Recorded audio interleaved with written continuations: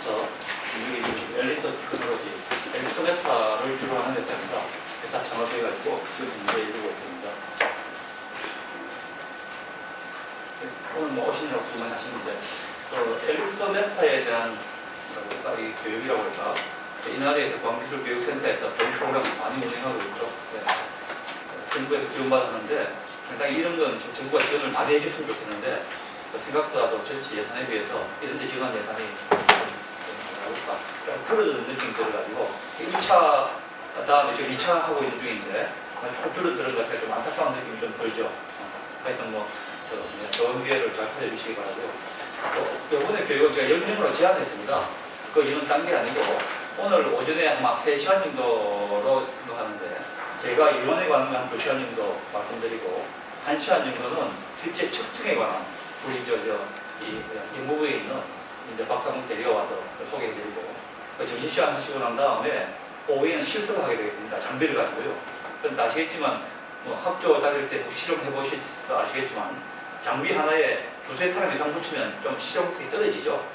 그러니까 우리 장비를 열려 동원해야 되기 때문에 이 장비에 갈 수밖에 없습니다. 저희들이 이제 엘리베이터 만들고 있지만은 지금 현재 엘리베이터 이게 좀 값이 나가기 때문에요. 주문 제작합니다. 미리 만들어 놓고 TV나 자동차에서 찍어 놓고 하는 게 아니고요. 발주 받아가지고 만들고 이렇게 합니다. 그러니까 제 회사 내에서도 가동되는 장비가 지금 이제 3대 정도가 가동되고 있고 엘리베이터하고 비슷한 장비가 또 2대 정도 더 있습니다. 그래서 한 5대 정도를 걸어드리기 때문에 대략 한 대당 2명 정도 잡아가지고 10명으로 저희 제한했습니다. 그래서 그거는 이제 양해해 주시고 오늘 제가 말씀드릴 내용인데 우선 소개 간단히 엘리베이터에 대한 몇 가지 간단히 소개해드리고 이론 제가 오늘 이론도 시간 말씀드렸는데 이론이라는 게 측정에 대한 이론, 측정 분석에 대한 이론이 있고 실제 응용 예가 있습니다. 이까지 다 포함해서 제가 오늘 시간 말씀드리는데 제가 지금 요 정도 강의라는 원래 제가 이거 밖에서 하던 강의 노트를 이제 대충 뽑아가지고 여기까지 가만 써보는데 4시간, 한 4시간 정도 강의 분량입니다. 보시면 아시겠지만 이 파워포인트로 한 100장 좀 넘어가죠. 그래서 인도 같은 경우 보통 4시간에서 6시간 정도 강의를 드리는데 시간 안 그렇게 쓸 수 없기 때문에 한 2시간 정도 드리겠습니다. 그래서 좀 스킵도 좀 하고 말이죠. 좀 빨리 진행하고 이렇게 하는 부분 좀 양해해 주시기 바랍니다. 대략 여기까지 한 1시간 정도 활동을 하려고 있고요.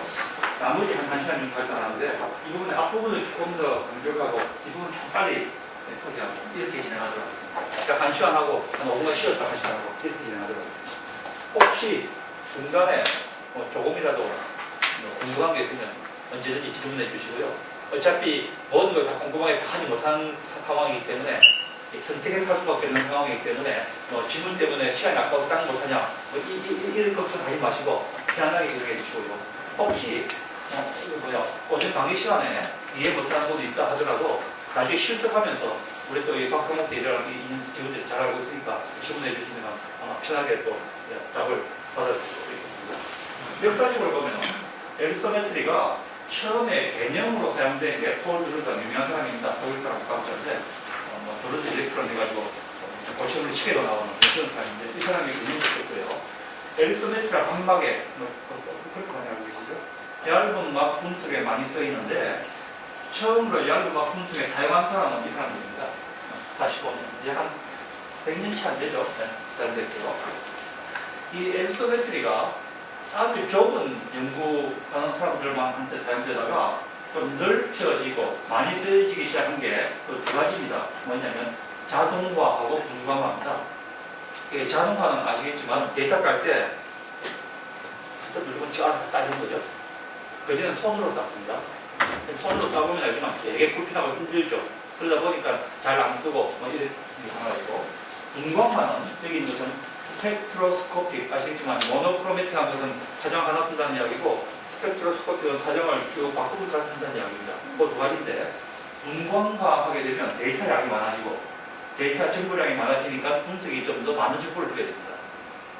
그리고 자동화 그리고 또 하나가 이 분광화하면서 데이터 분석할 때 상당히 많은 양의 계산을 해야 되는데 그게 둘 다입니다. 자동화 분광 둘 다 뭐하고 연결되어 있냐면 컴퓨터하고 연결되어 있죠. 왜냐면 컴퓨터라이즈 되면서 자동화가 되고 엄청나게 많은 양의 계산을 빨리 하게 된 거죠. 그러면서부터 엘리소메트리가 아주 넓게 사용되게 됩니다. 이 사람들이 이 자동과 비관하는데 상당히 기여한 사람들이고요. 처음에는 다층 방막 분석, 이제 좀 이따 소개해드리겠지만, 엘리소메트리가 뭐냐면 빛을 가지고 쪼개가지고, 이게 그 막이라고 그런다면, 하나씩 이렇게 막이 여러 개 되면, 옛날에는 뭐 파보거나 잘라보거나 뭐 이렇게 해서 방 구조를 알았는데, 빛을 쪼개가지고, 본 다음에 그 분석해가지고 밑에 있는 것도 알아볼 거죠. 다층 방막 분석을 하는데, 처음에는 기기라는 표현은 뭐냐면, 알고 있다는 이야기입니다. 뭘 알고 있냐면, 방막의 모든 정보를 다 알고 있으면 분석할 필요가 없죠. 그런데 방막의 구성 물질의 물성을 알고 있을 때, 쉽게 이야기하면 굵주기를 알고 있을 때, 굵주기를 아는데 두께 얼마인지 모르겠다. 뭐 A 물질, B 물질, C 물질을 아는데 두께 모르겠다. 그런 경우에 두께를 쭉 알아내는 방법. 혹은 어떤 층은 A, B 물질이 섞여 있는데 섞이는 비율을 모르겠다. 대체 A, B 물질은 뭔지 알겠다. 뭐 그런 경우가 많죠. 우리가 방막 키우면 뭘 키우는지 아니까 그런 경우에 덱스 프로파일이라고 이야기합니다. 위에서부터 쭉 내려가면서 위에 또 뭐가 있고 뭐 육도가 얼마고 결승비 얼마고 알아내는 방법. 팩트를 맥말만 치는데 이 친구가 최초로 했습니다. 세계 최초 이런 거 많이 쓰는데 실제로 세계 최초로 쓰는 거예요. 그러고 난 다음에 물질을 모를 때 하는 방법도 배워야겠죠. 물질적으로 이루어졌을 때 맥말은 JT 실험실에 앞에 하게 하는 식이고 그 앞에 또 폴리라는 친구가 하게 하고 그 다음에 제가 하게 하는 식인데 모르는 친구가 아는 거 모르는 방법 그게 분별하죠. 그러다가 여기다가 얘기하는 거죠. 커머시라는 게 무슨 의미가 있냐면 요 커머시얼 장비가 제일 처음 만드는 게 소프라라는 회사입니다. 프랑스에서 뭐 아시는 분이 계시면 소프라 그 다음에 조베니곤이 나오는데 1984년에 소프라가 커머시얼 SA 장비, 스펙트로스코피 이런 장비 만들기 전에는 실험실에서 만들어야 됩니다. 장비가. 그런데 이게 좀 간단한 장비 아니기 때문에 실험실에서 만드는 게 쉽지 않은 거 어떻게 만드냐면 제일 최초로 스펙트로스코피 이런 소프트를 만든 사람이 데이비드 에스테너스라고 그 당시 벨러에 있던 사람인데 지금은 이제 노스캐롤라이나 대학에 있는 사람인데 이 사람이 최초로 만들었습니다. 1973년경에 3년 산지고 약까지 하는데 그런 다음에 이거 만들고 싶은 사람은 어떻게 하냐 에스테너스 실험실에 가가지고 한 1년 동안 가서 이렇게 보고 배워가지고 익혀가지고 에스테너스 사람이 좋은 사람이라고 노하우를 다 가르쳐줬죠. 이건 내 거에 가르쳐주는 게 아니고 다 가르쳐줍니다. 사실 처음에 할 때는 그렇게 하는 게 중요하죠. 자기 경우가 있으면 막 가르쳐줘가지고 많은 사람이 쓰게 만들어야 되죠. 그러니까 거기서 좋은 일이 나오면 나중에 자기 노벨을 할수도 모르죠. 새로운 문제가 제출해가지고 인류에 기여하면 그게 이제 노벨이 되는 거죠. 다른 사람 잘하고 있는 데가 노벨이 되는 거 아닙니다. 잘하고 있는 이게 안 됩니다. 왜냐하면 먼저 한 사람한테 하게 돼 있죠. 그 잘하는 건. 그래서 우리나라 노벨상 주식하는 건 그게 아니죠. 남 안 한 거 해야 됩니다. 안 한 거 해가지고 그게 실제로 기여를 많이 해야 그래야 노벨이 되는 거죠. 잘하는 거 지금 여기 유명한 대학들은 이미 늦었습니다. 그건 먼저 캐치한 사람이 있죠. 그 사람의 공이라고 합니다. 자, 여하튼 SNS가 만드는 걸 제 직업이가 배담인데 배담이 SNS가 또 카피해가지고 실험실에서 만들죠. 그럼 거기 한 2, 3년 딜레이가 나옵니다. 그 다음에 또 다른 사람이 SNS 블루베이하고 배담 블루베이가 또 카피해서 만들죠. 그래서 이 가지가지 치하면 이게 전파한 속도가 매우 늦습니다. 74년부터 84년까지 전 세계 스펙트로스코피 엘리소메트리 한 사람이 10손가락 안에 들어갑니다. 10손가락. 그래서 그 당시에 내던 사람들은 누가 어디서 뭐하고 다 알고 있죠. 서로서로가. 그런 상황에다가 커머셜이 그게 중요하냐면 이거는 뭐냐면 말 그대로 돈 주고 판다는 아무나 모르는 사람도 돈만 주고 사는 거죠. 그러니까 전파 속도가 엄청나게 빨라져 버렸죠. 그래서 확 늘어났습니다. 84년부터 이게 돈이 되니까 그 다음 회사들이 막 생깁니다. 잘 올랑, KLA 탱고, 나머지 틱tok 저도 오래 다시 하겠다. 한국에도 저 말고 회사 하나 더 있고 일본도 몇 개 있고 지금은 이제는 전 세계 회사가 몇 개인지 되기도 힘들 정도로 많아져 버렸습니다. 이게 이제 톡톡을 돈이 되니까 그런 상황입니다. 역사적인 좀 말씀드리고요. 크게 엘리소메트가 뭐 하느냐 좀 이따 조금 말씀드리지만 평광 상태 측정합니다. 그러니까 광학적인 방법인데 빛을 가지고 하죠. 빛을 가지고 우리가 측정 분석할 때 보통 빛을 보내가지고 물질이랑 반응해서 나온 걸 보는데 대개의 경우에 방사를 보거나 투과를 보죠. 뭐 각도 넣든 안 넣든 하지만 그럴 때 그 방사율 혹은 투과율 측정할 때 뭘 측정하냐면 빛의 세기를 측정합니다. 1만큼 세기 넣었을 때 얼마만큼 방사하고 얼마만큼 투과하냐 이게 보통 방사 투과율 측정하는데 엘리소메트리에서는 편광 상태를 측정합니다. 이건 좀 되게 많습니다. 빛을 쓰기 때문에 이런 장점이 있고요. 그 그 다음에 마찬가지입니다. 이거는 평광 상태뿐만 아니고 빛을 뜨기 때문에 갖고 있는 장점들입니다. 이 전체는 공통적인 장점이고요. 그 다음에는 평광 상태를 측정하기 때문에 얇은 방막에 유리하죠. 그래서 이제 얇은 막에 대해서 평광적으로 나오기 때문에 그걸 유리하기 때문에 일소멘트는 다른 광학적인 방법에 대해서 좀 더 넓게 되죠. 스펙트로스코피하고 단파장 두 개가 있고요. 참고로 스펙트로스코피가 아까 말씀드린 대로 빛 파장을 쭉 바꾸기 때문에 시간이 많이 걸립니다. 왜냐하면 한 파장 측정하는 것보다 100개 파장 측정하면 시간이 100배 걸리게 되는데 지금은 기술이 발달해가지고 스펙트로스코픽 일렉트로메터가 옛날에 싱글 웨이브렌터 SWE 이렇게 보통 쓰기도 하는데 단파장만큼의 속도를 따라가고 있습니다. 지금 뭐 1초 내 2초의 스펙트럼 따서 분석하는 것까지 이미 되고 있죠. 기술이 발달해가지고. 그래가지고 지금 큰 흐름은 싱글 웨이브렌터 일단 죽어가고 있고 이게 좀 뜨고 있는 중입니다. 아직까지 전 세계 개수를 따지면 이게 더 많은데 지금 이제 새로 발표 나오고 새로 사는 사람들 이건 거의 안 사다시피 하고 이쪽으로 흘러가고 있는 중입니다. 왜냐면 이게 갖고 있는 장점이 속도였는데 그 속도 장점이 지금 거의 없어지고 있는 중입니다. 그래서 지금 거의 다 이쪽으로 가고 있죠. 예, 조금 이야기 길었는데요. 이론에 대한 거 좀 빨리빨리 말씀드리도록 하겠습니다. 이게 시기가 없어가지고 제가 잘 타이밍 보기가 되게 힘든데 어디 보면 방법을 쓰는 겁니다. 어쨌든.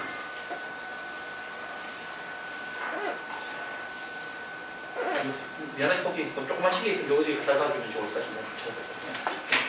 제가 그 시간 신경 쓰는 이유가 아까 말씀드렸지만 보통 때 2배의 속도로 해야 되는데 실제 말 2배 빨리도 못할 분들은 제가 녹음해가지고 2배 빨리 튼다고 해서 이 받아들이시는 분이 이걸 다 소화시키지를 못하죠. 그래서 과감하게 줄이고 이렇게 해야 되기 때문에 시간 봐가면서 페이스 조절하려고 제가 그런 중인데요. 네. 우선 편광 상태에 대해서 좀 알아보겠습니다. 빛은 횡파이고요. 그 횡파라는 이야기는 진행 방향에 대해서 진동 방향이 수직인 평면상에 있습니다. 그러다 보니까 평면상에 진동하는 게 여러 가지 모양을 나타내게 되죠. 이게 이제 횡파가 되고요.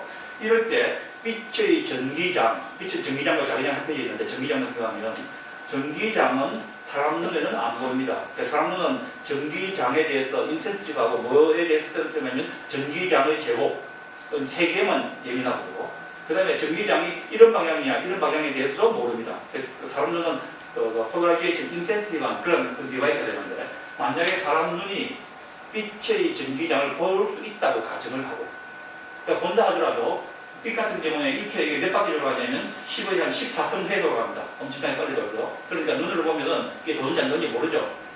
그렇지만 만약에 돌아가는 걸 눈으로 볼 수 있다고 생각하고 그리면은 일반적인 빛의 전기장의 방향은 어떻게 되냐면 여기 중심 같으면 XY 평면상에 넣으시면 이런 식으로 전기장의 끝점, 벡터의 끝점을 생각하면 끝점이 이렇게 돌고 있습니다. 일반적입니다. 이게 이제 일반적인 빛의 중앙 상태인데 이 중앙 상태를 기술하는 데는 정확하게 기술하려면 4개의 상수가 필요합니다.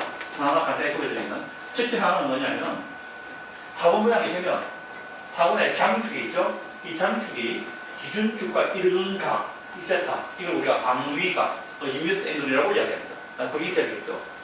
두 번째는 뭐가 필요하냐면 이게 얼마만큼 직선에서부터 부풀어 올라가냐 이만큼 아니면 원으로부터 찝어들었냐 하여튼 그걸 나타내는 정도 이걸 우리가 이심률 혹은 이심각이라고 이야기합니다.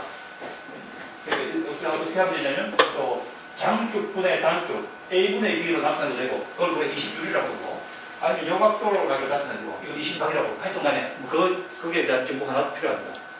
그 다음에 뭐가 필요하냐면 크기 똑같은 모양이라 하더라도 크고 작고 있다 빛이 되게 달라지거든요. 그래서 그 크기에 대한 정보 진폭이라는 정보 하나 그 다음에 또 한 가지는 어느 공간에 어디 있냐는 정보 절대 비상입니다. 네 가지가 필요한데 이 중에서 편광 상태만 생각한다면 위에 있는 요 두 개만 아는 되죠. 편광 상태만 우리가 시각하게 되면 이제 엘리트로메터는 빛이 세계 관계없이 편광 상태만 다 가지고 때문에 나머지 정점이 있는데 약하거나 강하거나 관계없이 편광 상태 똑같으니까 그에 대해서 오차를 안 받죠. 빛이 약하고 강하고 별로 영향을 덜 받죠. 그래서 엘리트로메터는 편광 상태만 알아보면 방위각, 이심각 요 두 개 정보 세타와 입실은 입십니까? 또 두 개 정보를 가지고 우리가 이 정보를 보관해야 됩니다. 그래서 일선 타임에 보게 되면 측정하거나 분석하거나 항상 두 개의 정보, 나중에 이제 이 정보가 이 방위가 이심각 정보가 또 다른 형태, 엘리소메트는 델타 코사인이라는 두 개의 값을 바꾸는데 하여튼 안에 복잡한 도시를 거쳐가지고 그 두 개가 바뀌게 됩니다. 하여튼 두 개 정보를 뽑아내고 두 개 정보를 갖고 우리가 다루게 됩니다. 그러니까 아까 다시 이야기하지만 반사 투과율은 빛의 색이라는 하나의 정보 갖고 다르죠. 각 과정마다 정보 하나씩 나오는 데 비해서 엘리코메트는 두 개의 정보 나온다. 이걸 가지고 살려가지고 우리가 활용한다. 이렇게 생각하시면 됩니다. 구체적으로 어떻게 활용되냐? 조금 이따 또 계속 말씀드리도록 하죠. 평광 상태를 표현하는 방법 좀 소개를 해드리겠습니다. 어떻게 표현하냐? 첫째 한 가지는 지금 이제 좀 이론적인 게 나오고 조금 빨리 넘어가기 때문에 혹시 익숙하지 않으시더라도 저런 게 있다 정도로만 받아들이시도록. 첫째 한 가지는 뭐냐? 아까 제가 말씀드린 대로 빛은 평판이다. 이게 진행 방향이라고 하면 보통 우리가 제프를 하는데 X, Y 평면상에서 진동을 하는데 X, Y 평면상에서 진동하는 빛 정기장을 나타내는 한 가지 방법은 X 방향의 직선 평광하고 Y 방향의 직선 평광 두 개를 벡터 합을 해서 나타낼 수가 있습니다. 그렇게 해서 나타낼 때 이게 X 방향으로 진동하는 직선 평광이고 이게 Y 방향으로 진동하는 직선 평광인데 요거 두 개를 벡터 합을 해가지고 하면 일반적인 평광 상태를 다 나타낼 수 있는데 그때 평광 상태가 달라지는 핵심 요인은 뭐냐면 두 가지에 따라 결정이 됩니다. 한 가지는 뭐냐면 X 방향의 정기장의 크기, 진폭이죠. 하고 Y 방향 정기장의 크기, 진폭. 요거의 크기의 비가 하나가 되고요. 또 두 번째는 뭐냐면 여기 있는 위상이라고 합니다. X 방향에 들어있는 위상과 Y 방향 진동하는 정기장의 위상의 차이. 이게 진폭의 크기 비와 위상의 차이. 요 두 개가 합성파의 평광 상태를 결정합니다. 따라서 그 진폭의 비와 위상차를 나타내는 방법이 바로 일반적인 타원 평광을 나타내는 방법이라고 생각이 되고요. 그 중에 한 가지 방법이 지금 여기하는 존스 벡터라는 건데 이 존스 벡터는 어떻게 하냐면은 이런 식으로 숫자를 만듭니다. 이게 뭐냐면 여기 복소수의 컬러 폼인데 숫자 붙는데 진폭을 앞에 대고 위상을 exponential I 델타 이런 형태로 해가지고 어떤 복소수를 만듭니다. 이렇게 요놈하고 요놈만 따가지고 이렇게 만든 다음에 그 복소수를 X축, Y축에 대해서 각각 두 복소수를 만든 다음에 그 복소수의 1/2 엘리먼트라는 벡터를 만듭니다. 1/2가 비슷한데 이게 1/1/2 그 벡터를 이런 벡터를 만들어 버립니다. 이렇게 만들어 버리면은 이 벡터의 속성상 이거 나누기 이거 해버리면 진폭의 비와 위상의 차이가 나오겠죠. 이렇게 만드는 벡터를 우리가 존스 벡터라고 그러고 이게 평광 상태를 나타내는 한 가지 대표적인 방법 중에 하나입니다. XY 베이스로 그다음에 예를 들어서 그 다음에 제 크기를 1로 만들어버리면 우리가 노멀라이즈 한다고 했는데 왜냐하면 1로 만들면 비싸니까 크기를 1로 만들어버리면 노멀라이즈 존스 벡터라고 이야기합니다. 예를 들어서 완제로라는 겁니다. 이건 뭐냐? Y 방향은 없다는 이야기거든요. X 방향 뿐입니다. 요거 뿐이죠. 그럼 이건 뭐냐면 X 방향으로 진동하는 직선 평광 이렇게 되어 있죠. 제로가 해버리면 X 방향은 없고 Y 방향은 있죠. 그럼 Y 방향으로 진동하는 직선 평광. 코사인 알파, 사인 알파 이렇게 되면 뭐가 되냐면 X 방향 크기는 코사인 알파, Y 방향 크기 사인 알파 두 개 위상은 똑같습니다. 그래서 어떻게 되냐면 X축과 알파만큼 각도를 이루는 직선 평광 같으면은 요거하고 요거가 위상이 똑같으니까 얘가 크기인데 똑같이 크기가 작으니까 이렇게 됩니다. 위상이 똑같으니까. 그리고 크기는 알파니까 이 코사인 알파, 사인 알파 되죠. 그 무슨 소리냐면 이 방향 크기가 진동하는데 위상이 똑같고 요 크기가 코사인 알파, 요 크기 사인 알파 들어가지면 합쳐버리면 이런 방향이 직선 평광이 됩니다. 즉 무슨 소리냐면 코사인 알파, 사인 알파 해버리면 X축과 알파의 각도를 이루는 직선 평광 이렇게 되거든요. 예를 들어서 1i가 되고 스퀘어루트 2분의 1 이건 뭐냐면 X방향, Y방향 크기가 같고 위상이 90도 차이 납니다. 한쪽이 코사인으로 바뀌고 한쪽 사인으로 바뀌죠. 대부분 알게 되면 이게 빙 돌아가는 거죠. 그러면서 1i가 되면 도는 방향이 이렇게 돌아가죠. 우원 평광. 1-i가 되면 이렇게 돌아갑니다. 이건 이제 나중에 시간 나면 한두 시간 가지고 꼼꼼하게 확인해 보시면 확인할 수 있는데 그래서 우원 평광, 좌우 평광 그것 말고 다른 초원 평광 다 기술할 수 없습니다. 여기에 한 가지 대표적인 평광 상태를 기술하는 방법입니다. 이걸 우리가 존스 벡터라고 이야기합니다. 또 다른 예를 하나 드려요. 또 어떤 예가 있냐면 이렇게 합니다.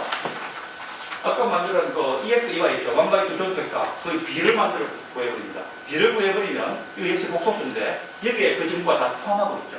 아까 말씀드린 진폭의 비의 위상도 포함하고 있죠. 이런 복소수가 하나 나오는데 이제 이거는 이제 세트하고 입지는 아까 박이가 20하고 나타냈는데 그러면 이게 복소수니까 이 복소수는 XY 평면상의 한 점과 대응이 됩니다. 예를 들면 뭐 여기 복소수 이걸 실수축을 하고 이걸 허수축을 한 다음에 실수축, 허수축 위에 점을 하나 찍으면 복수의 실수가 허수가 존재하죠. 그거하고 여기 있는 복소수의 실수, 허수 파트를 뽑아내버리면 계산이 좀 복잡하지만 얘가 또 대응이 됩니다.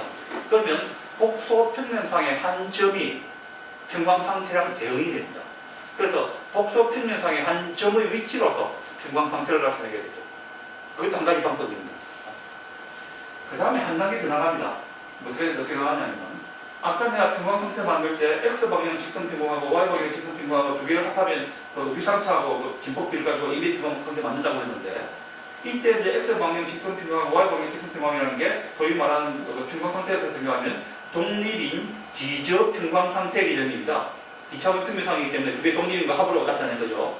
그런데 이 독립인 그 베이시스 벡터, 그 평광 벡터, 기저 평광 상태가 X, Y 직선 평광만 있는 게 아니고 서로 직조하기만 하면 됩니다. 예를 들면 이런 직선 평광하고 이런 직선 평광 해도 괜찮죠. 아무 관계없습니다.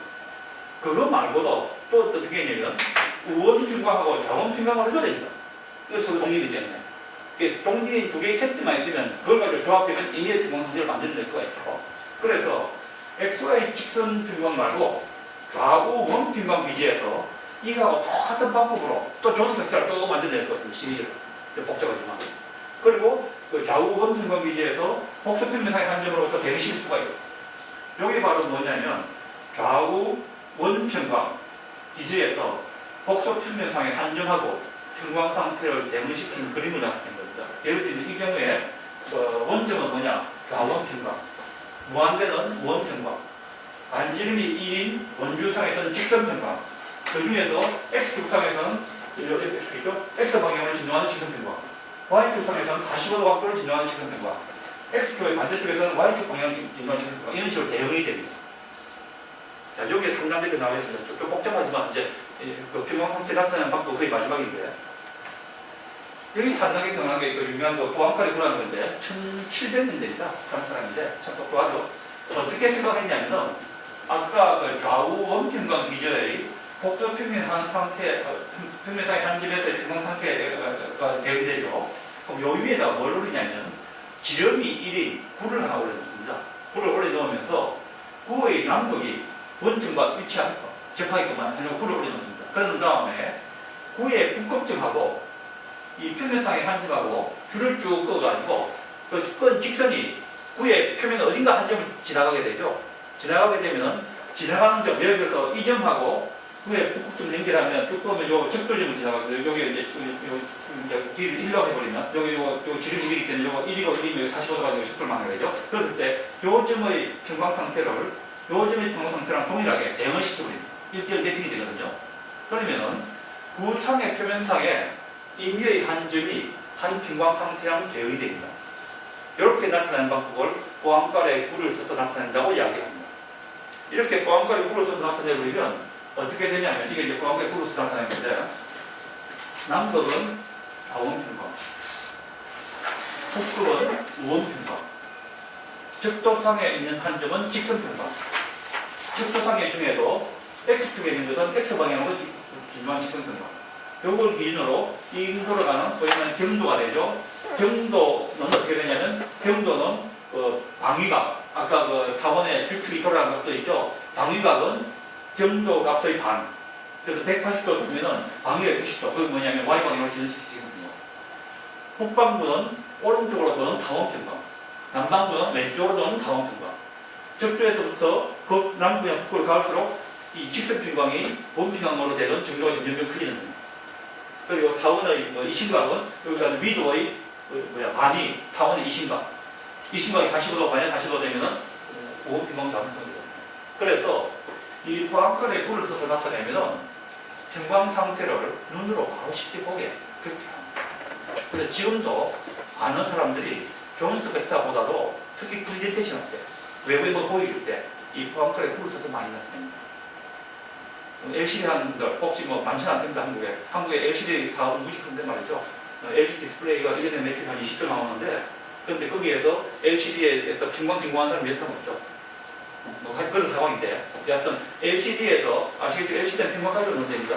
처음에 직접 평광 보낸 다음에 그 다음에 지금 뭐야 LCD 그 패널 안에서 평광 축대 조절해가지고 셔터 역할을 하는 거죠. 근데 이제 시야각이라든지 뭐 이런 것 때문에 여러 가지 이제 평광 소자재들이 들어갑니다. 거의 보상반들 들어가지고 평광을 이제 잘 컨트롤하죠. 그래야 옆에서 봤을 때도 또렷하게 보이고 색깔도 조금 이게 다 연결이 됩니다. 그때 LCD 각 소재를 지나면서 평광 상태가 어떻게 달라지는가 나타낼 때 물론 두식을 써도 되죠. 두식을 쓰면 눈에 잘 안 들어옵니다.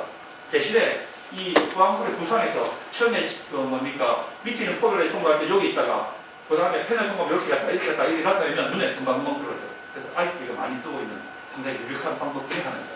평광 나타내는 방법. 네, 여기까지 평광 나타내는 방법을 말씀드리고요. 이건 그냥 생략하겠습니다. 스코프레터는. 그래서 지금 제가 뭘 말씀드리면 처음에 근본적이고 거기가 이신각, 그 다음에는 존스 벡터, 이거 많이 쓰는 방법 중에 하나고, 그래픽 할 때는 광속의 hul을 많이 쓰고, 이 정도가 되려고. 그 다음에 이제 엘리토메타 장비에 대해서 좀 말씀을 드리도록 하죠. 엘리토메타가 아까 제가 스펙트로스코픽하고 싱글 웨이브렌트 단파장 두 개를 말씀드렸는데, 사실은 분류를 해보면 상당히 많습니다. 구분했다. 여기가 기준이, 여러 가지 기준이 있는데, 뭐 예를 들면, 스팟 사이즈라고 보면, 스팟 사이즈 큰 게 있고 작은 게 있고, 작동 모드, 인시프트, 엑시프트, 이건 아시겠지만, 인시프트, 엑시프트 개념은, 엑스시프트라는 것은, 우리가 필름을 키울 때, 이거 분석하는 목적이 우리가 원하는 방법을 얻기 위해서 그렇죠. 제대로 잘 안 되니까. 그래서, 보통 하는 경우에 방법 키워서 끄집어내서 박스 붙이고 아니네. 그럼 다시 공기 조금 바꿔서 다시 해보고 아니네. 잡아나가는 게 이게 보통 하는 방법인데, 만약에 키워가면서 그 자리에서 분석해가지고 그 자리에서 피드백을 바로 넣어서 만들어버리면 제일 좋죠. 그럼 제일 효과적입니다. 그런 식으로 있는 그대로 할 때 우리가 인시프트라고 이야기합니다. 첨부 같은 데든지 프로세서는 바로 집어넣어가지고 바로 실시간 피드백 넣어가지고 잘못되면 바로 버징에서 작업하면 제일 좋죠. 그걸 인시프트라고 그러는데 실제로는 여러 가지 현실적인 제약들은 잘 못하고 있죠. 예를 들어서 제가 이렇게 보여드리는데 제가 여기 컬러를 여러 개 표현했는데 여기서 파란색으로 한 것 이게 가장 일반적으로 쓰고 있는 그런 조합입니다. 지금 현재. 거기에 대해서 이렇게 거의 두고 가는 조합. 이거는 거의 지금 안 쓰이고 있는 조합입니다. 그 다음에 까맣게 한 거. 요거는 일부지만 필요할 때는 아주 요긴한 그런 조합입니다. 인시도 제가 말씀드린 거 마찬가지입니다. 인시트는 만약에 이게 필요한 사람한테 쓰게 되면 아주 요긴한 거예요. 마이크로스파 한 10마이크론이나 20마이크론 정도 크기로 한다. 보통 사람은 필요 없죠. 그런데 이게 필요한 사람한테는 아주 요긴한 그런 옵션이 되죠. 그렇게 되겠습니다. 제가 이렇게 하고 넘어가겠습니다. 자, 장비들인데요. 장비에서 역사적인 조금만 이야기해드리고 장비 세부 사항에 대해서는 좀 생략을 하겠습니다. 우선 초기에는 말이죠. 엘리자베타가 소방 사원법이라고 썼습니다. 널링이라고 하는데 널링 엘리자베타를 많이 썼는데 그 이유는 어디냐면은 빛의 세기를 재는 포토 디텍터가 있죠. 그 포토 디텍터가 이 다이내믹 레인지가 좋은 다이내믹 레인지가 좋다는 것은 외부에서 들어온 빛의 세기가 2배가 되면은 거기서 하면 전압도 2배 되는 게 좋죠. 10배 되면 10배 되고 100배 되면 100배 되고 그래야 이 디텍터가 좋은 거죠. 그런 다이내믹 레인지가 좋은 광량 측정 소자가 없었습니다. 그래서 뭘 썼냐 하면은 사람 눈을 가지고 빛을 차는 디텍터를 쓴 거죠. 사람 눈이 빛을 볼 때 갖고 있는 그 특징이 있는데 말이죠. 한 가지 특징은 소위 말하는 이 세계에 대한 생명은 생 줄 아는데 이게 2배 세기, 10배 세기 하는 데 대해서 되게 둔합니다. 그렇죠. 빛이 세지만 세다는 알죠. 그런데 이게 10배 세기, 5배 세기, 그에 대한 소위 정량적인 게 되게 약하죠. 대신에 아주 약한 빛에 대해서 되게 예민합니다. 혹시 그런 경우 있을지 모르는데 등산 가가지고 말이죠. 캄캄한 밤에 아무도 없는 칠 같은 밤에 저기서 5km 떨어진 오두막에 촛불 하나 켜놓은 거 눈에 보이는지 한번 보신 적 있어요? 잘 보입니다. 캄캄한 밤에 요한 빛 하나 있더라도 멀리서 보죠. 눈에 탁 보이죠. 그래서 그걸 이용한 겁니다. 일리터메터를 할 때 여기에 디텍터가 없으니까 어떻게 하냐면 사람들과 열고 디텍터입니다. 그러면서 들어가 있는 소자들의 조합 이게 하나 예인데 광원이 있고 폴라라이저, 컴펜세이터, 샘플, 애널라이저, 디텍터 있는데 여기에 폴라라이저와 컴펜세이터와 애널라이저 세 개의 볼리다 어떻게 조합하다 보면은 디텍터에 들어오는 빛의 세계가 0이 되는 조합이 나올 거예요. 그럼 그때 딱 조합한 다음에 여기는 눈금들이 있습니다. 눈금들. 읽은 다음에 그 눈금으로부터 델타 플라이 갖고 가는 이게 처음에 시작한 토광 타운도 거의 매뉴얼, 오토매틱이 아니고 그 밑에는 뭐가 깔려있냐면 아까 말씀드린 디텍터가 좋은 게 없어가지고 그러다가 소위 말하는 디텍터가 좋은 게 나오고 그 다음에 이제 자동화 되면서 광량 측정, 포토메트리라고 합니다. 빛의 대기를 측정하기 때문에 나오는 거예요. 제일 간단하게 요게 로테이팅 애널라이저 엘리코메트라고 합니다. 요거는 이제 지금 에스펜스 아까 제가 말씀드렸죠. 데이브 에스펜스가 처음 만들어서 이 방식을 발명했습니다. 로테이팅 애널라이저. 개념이 이런 거죠. 우선 광원에서 포뮬라이즈 컴퓨터를 거쳐가지고 빛을 보냅니다. 그러면 요 소자는 우리가 알고 있는 소자들입니다. 어떤 각도로 어떻게 놓아버리면 정말 빛의 평광 상태 어떻게 될 것인가 알고 있습니다. 빛을 여기 있잖아요. 그 다음에 평광 상태를 알고 빛을 보냈는데 빛에서 실에서 다른 상태가 나온 다음에 평광 상태가 달라졌죠. 그럼 달라진 평광 상태를 측정해버리면 시로 작용이 어땠는가를 알아냅니다. 그럼 이제 핵심은 뭐냐면 평광 상태가 달라진 결과가 어떠냐를 알면 되거든요. 일반적으로 이제 그 타원 평광이라는 걸 치죠. 이 타원이 있다고 치겠습니다. 이런 타원 평광 상태를 알아내는 한 가지 방법은 뭐가 있냐면 애널라이저, 금광계를 놓고 이 금광계라는 건 딴 게 아니라 평광계입니다. 평광계 놓고 평광계를 이렇게 측정하고 이렇게 측정하고 이 각도를 쭉 바꾸면서 측정합니다. 그러다가 보면 이 금광계가 타원 평광계를 추측하고 날아갈 때 빛이 있을 때 이게 제일 세고 휴직일 때 빛이 되게 제일 약합니다. 직선 평광인 경우에는 이때는 빛이 되게 0이고 이때는 제일 세죠. 그럼 각도를 쭉 바꾸고 가면서 빛이 되게 측정해버리면 이 타원이 어떤 타원인가를 우리가 거꾸로 알아낼 수가 있죠.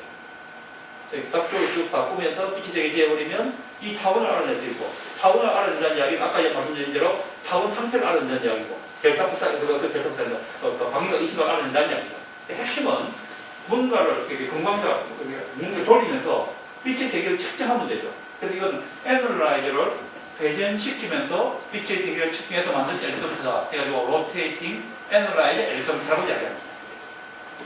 자, 그런 다음에 좀 이제 이런 것도 하다 보면 굳이 요거를 돌려야 할 필요는 없거든요. 요거 돌려도 되거든요. 비슷한 개념이기 때문에. 그래서 나온 게 로테이팅 포널라이저 엘리먼트. 요게 소프라 같이 들어간 방식이고요. 요건 이제 에스테드 측정하는 방식. 그 정도입니다. 나름대로 아주 디테일 들어가면 장단점이 있지만 크게 보면 다 그 놈이 그 놈입니다. 최근에 유행하는 것은 요거죠. 로테이팅 콤펜세이트 엘리먼트. 요것도 있고 요거 돌리자 입니다. 저것들은 저것도 나름대로 장점이 있죠. 나름대로 장단점이 다 있습니다. 그 말고도 많습니다. 로테이팅 포뮬라이저, 로테이팅 애널라이저 둘 다 돌리자. 둘 다 돌리자. 대신에 돌리는데 동계시켜. 이거 1로 돌리는지, 1대3 돌리는지, 1대5 돌리는지, 하여튼 뭐 나름대로 룰이 있는데, 하여튼 그게 돌리자. 픽스드 포뮬라이저, 로테이팅 포뮬라이저, 픽스드. 여기 포뮬라이저 놓고, 포뮬라이저 하나 놓고, 이거 고정시키고, 이거 돌리고, 그 다음에 이거 고정시키고 하자. 이거는 이제 소프가 아니고, 지금은 이제 서클 소프가 아니라 루돌프에서 하는 방식입니다. 이거는 컴퓨터가 없습니다. 이거는 로테이팅 포뮬라이저 애널라이저인데, 이거는 뭐냐면, 포뮬라이저 애널라이저 둘 다 돌리는데, 그게 독립적으로 돌립니다. 공개시키지 말고. 이게 제가 몇 가지 예를 보여드리는데, 다양합니다. 얼마든지 다양해요. 이거 설계 꿈이 다르니까. 그리고 이거는 조금 다른 방식. 페이저 모듈레이션입니다. 이거는 조립은 하는 방식. 이건 좀 특殊방식입니다. 그래서 드레비형이 1988년에 만들어가지고 특허를 낸 바람에 드레비형 외에는 다른 사람은 못 쓰는 저 걸려있죠. 그래서 이거는 조립 일본에서만 나오는 방식이고, 그것도 나름대로 장단점이 있습니다. 장단점이 있는데, 그 숫자로 보면은 그 혼자만 하고, 이쪽은 아까 제가 말씀드린 대로 데이터에서 프로그램이기 때문에 아무 데서 막 만들죠. 그래서 이거는 이제 드레비형이 저희들이 특허를 잡고 있기 때문에 한 회사만 만듭니다. 그래서 전체 숫자로 보면은 저기 10% 채 안 되죠. 점유율이 낮은 편이고, 이거는 뭐 다양한 게 많이 나와서 그렇습니다. 자, 크게 보면 간단할수록 값도 싸고 단순하고 대신에 약간의 제약이 있고, 복잡하게 갈수록 복잡해지고 정교하게 잘 쓰면 되지만은 깍깍 못하면 음식도가 있고 그렇게 생각하시면 되는 것 같습니다. 그리고 이제 이런 것들도 약점을 또 보완해가지고 나름대로 이 간단한 방법이 갖고 있는 약점을 보완해가지고 이거는 전체적으로 일정치는 거의 다 데이터는 특정 안 하시고 된다고 생각하시면 되겠고요. 장비에 대한 건 제가 설명을 하겠습니다. 자, 그 다음에 이번에 대해서 좀 말씀을 드리죠. 분석이 됩니다. 엘리베이터 쓰는 이유가 아까 말씀드린 대로 좌측막들 분석하기 위한 거죠. 우선 이런 좀 말씀드리면요. 많은 엘리베이터가 이런 방식으로 사용합니다. 이런 방식은 뭐냐면 시료가 밑에 있고 빛을 보내가지고 반사시킨 다음에 빛을 분석하게 되죠. 이럴 때 우리가 수직으로 보통 안 보내고 비스듬히 보냅니다. 비스듬히 보내는 이유는 이게 만약에 실험이지라 치고 그냥 빛을 이렇게 보내면 아까 제가 말씀드린 대로 빛은 팽파입니다. 그럼 이게 평광상태 복잡해졌죠. 이런 것도 있고 이런 것도 있고. 그런데 그 중에서 핵심적인 두 개로 나눠보면 뭐냐면 이렇게 진동하는 직선평광하고 이렇게 진동하는 직선평광 두 개로 성분분해를 해보면은 이렇게 진동하는 거하고 이렇게 진동하는 게 실외에서 반사할 때 반사되는 게 달라집니다. 왜 달라지냐면은 수직으로 갈 때는 뭐 똑같이 조건이. 근데 이렇게 해버리면 이렇게 진동하면서 부딪히는 거 이렇게 부딪히기 다르죠, 조건이. 그래서 그 두 개가 반사하는 반사계수를 각각 P파의 반사계수, S파의 반사계수라고 그러고 이거는 수학적으로 굴절이라고 이차하고 우리가 구할 수 있게 되는데 그런 다음에 그걸 RP, RS라고 하면 RP 나누기 RS를 구해버리면 이게 일반적으로 폭소수가 됩니다. 이 폭소수를 보통 어떻게 나타내냐면 이런 형태로 많이 나타내고 이런 형태라는 것은 폭소수의 절대값에 해당되는 것을 탄젠트 프사이라는 프사이는 각도가 나타내고 그럼 탄젠트 프사이라고 하는 건 0에서부터 프사이가 0에서부터 90도까지 바뀌면 이건 0에서부터 무한대까지 바뀌죠. 그러니까 폭소수 실수가 레인지 각함하게 됩니다. 프사이는 0에서 90도. 그 다음에 익스포넨셜 I 델타 이 힘켰습니다. 그럼 이 델타와 프사이와 델타는 두 개의 각도로서 이 값을 나타낼 수가 있고 이 프사이와 델타는 두 개의 각도가 없어 일소멘트에서 평광 상태를 분석하면 거기서 두 개의 정보가 나오죠. 그 나온 두 개의 정보가 하여튼 좀 복잡하지만 한참 이 계산 과정을 거치면 델타와 프사이로 환산이 됩니다. 환산되는 과정은 생략을 하겠습니다. 한참 계산 들어가지만. 그래서 결국은 뭐냐? 사원 평광 상태를 지은 다음에 그거로부터 델타와 프사이는 두 개의 각도를 나타내고 이 두 개의 각도를 가지고 보통 우리가 이제 데이터 분석이 들어갑니다. 만약에 말이죠, 시료가 지금 같은 시료, 이런 시료 우리가 2단계 투페이 시스템이라고 그러는데 이때 상이라는 건 뭘 나타내냐면 경계면이 있고 위에 매질이 있고 공기가 없는 것 같은데요. 밑에 기층이라고 이야기합니다. 뭐 유리면 유리, 이런 물질이 있을 때, 그리고 다른 건 없을 때. 다른 것은 뭐냐면 표면에 아무런 막이 없을 때. 이럴 때 우리가 이상계라고 이야기합니다. 상당히 간단하죠. 이런 이상계인 경우에 입자각은 우리가 알고 있죠. 이 절도는 보통 70도를 보는데 파이제로 그러면 요거의 굴절률을 N0, 요거의 굴절률을 N1이라고 한다면은 N0, N1하고 또 입사각입니다. 입사각이고 그 다음에 로우는 델타 프사이를 알면 아시죠. 로우하고 이런 관계가 주어집니다. 그래서 만약에 이상계의 경우에 우리가 물질의 광학 상수를 이야기할 때 보통 굴절률로 이야기하죠. 물질의 광학 상수 굴절을 하면 되는데 굴절률만 주면 광학 상수 알게 되는 거죠. 그런데 굴절률로 광학 상수를 디파인 할 수 있는 물질은 투명한 물질이고요. 유리 같은 거. 금속이나 이런 것은 굴절률만 가지고는 디파인 안 됩니다. 금속 같은 경우는 어떤 속성이 더 있냐면 굴절률 아시면 빛이 꺾이는 정도를 나타내는 거고 금속인 경우에는 빛을 흡수하는 정도가 있죠. 금속에 따라 흡수하는 정도를 하는데 그 흡수하는 정도를 나타내는 상품 하나 더 필요합니다. 그걸 우리가 보통 어떻게 나타내냐면 굴절률을 폭소수화 시킨 다음에 폭소 굴절률의 실수 부분을 실굴절률로 하고 대응시켜버리고 폭소수의 흡수 부분을 빛을 흡수하는 걸 나타내는 하나를 들었습니다. 그랬을 경우에 폭소수의 굴절률, 좀 쉽게 이야기하면 유리 같은 물질 말고 말이죠. 빛을 흡수하는 물질까지를 우리가 광학 상수를 나타내려고 하면 폭소 굴절률을 알아야 되는데 반사나 투과만 해가지고는 각 파장당 정보가 하나뿐이기 때문에 폭소 굴절률이 결정이 안 되죠. 최소한 두 개 이상 정보가 나와야 됩니다. 그런데 엘스베타의 경우에는 이게 폭소수라 하더라도 로우가 폭소수이고 이 로우를 지금도 계산해버리면 폭소 굴절률을 바로 알아낼 수가 있다는 거예요. 그리고 이게 엘스베타가 갖고 있는 장점 중에 하나입니다. 이 3개의 경우에 폭소 굴절률인 경우에 폭소 굴절률을 측정만 알 수 있다. 만약에 항사 포일 같은 경우는 이게 불가능하시고. 네. 그 다음에 실제는 말이죠. 각막이 이게 뭐냐면 이상계의 경우는 그렇게 많지 않은 경우가 많습니다. 뭔가 있는 경우가 많죠. 우리가 표면이 매끈해 보이는 엘스베타를 좀 이따 제가 말씀드리지만 각막에 대해서 되게 예민합니다. 되게 예민하기 때문에 우리가 표면을 깨끗하게 예쁘게 처리했다 하는 시료를 갖다 보더라도 표면에 뭔가는 존재를 합니다. 예를 들면은 어떤 게 있냐면 제일 좋은 하나가 실리콘 웨이퍼. 인곳에서 고르기가 당시 좀 보았죠. 또 실리콘 웨이퍼에 그냥 슬라이싱 한 다음에 연말을 깨끗이 합니다. 아예 밀어서 깨끗이 되죠. 그런 실리콘 웨이퍼를 딱 끄집어내면 어떻게 되냐면 순간적으로 표면에 사나막이 자라버리죠. 그러면 실리콘에 SI 본능이 있는데 SI 본능이 불안정하기 때문에 뭔가 기랍을 하려고 합니다. 그럼 SiO2를 들여가지고 네이티브 옥사이드라고 그러는데 그게 보통 한 1.5 나노미터가 거의 뭐 몇 초가 되라고 합니다. 또 내거든요. 그러고 난 다음에 시간 지나면 조금씩 성장하죠. 그래서 한 1년 지나면 목에 한 3에서 4나노까지 했답니다. 30에서 다시 5%까지 성장합니다. 한 1년 걸리면. 그것도 그 10몇 옴트롱 되는 하나만도 1소미터는 보이죠. 양면이 보입니다. 하다못해 이거에다가 그 울트라 하이백트럼 첨부 내에서 딱 잘라버리면 실리콘 웨이퍼를 그러면 얘가 산소랑 결합하고 하고 싶어도 안에 산소 문제가 없으니까 결합을 못하죠.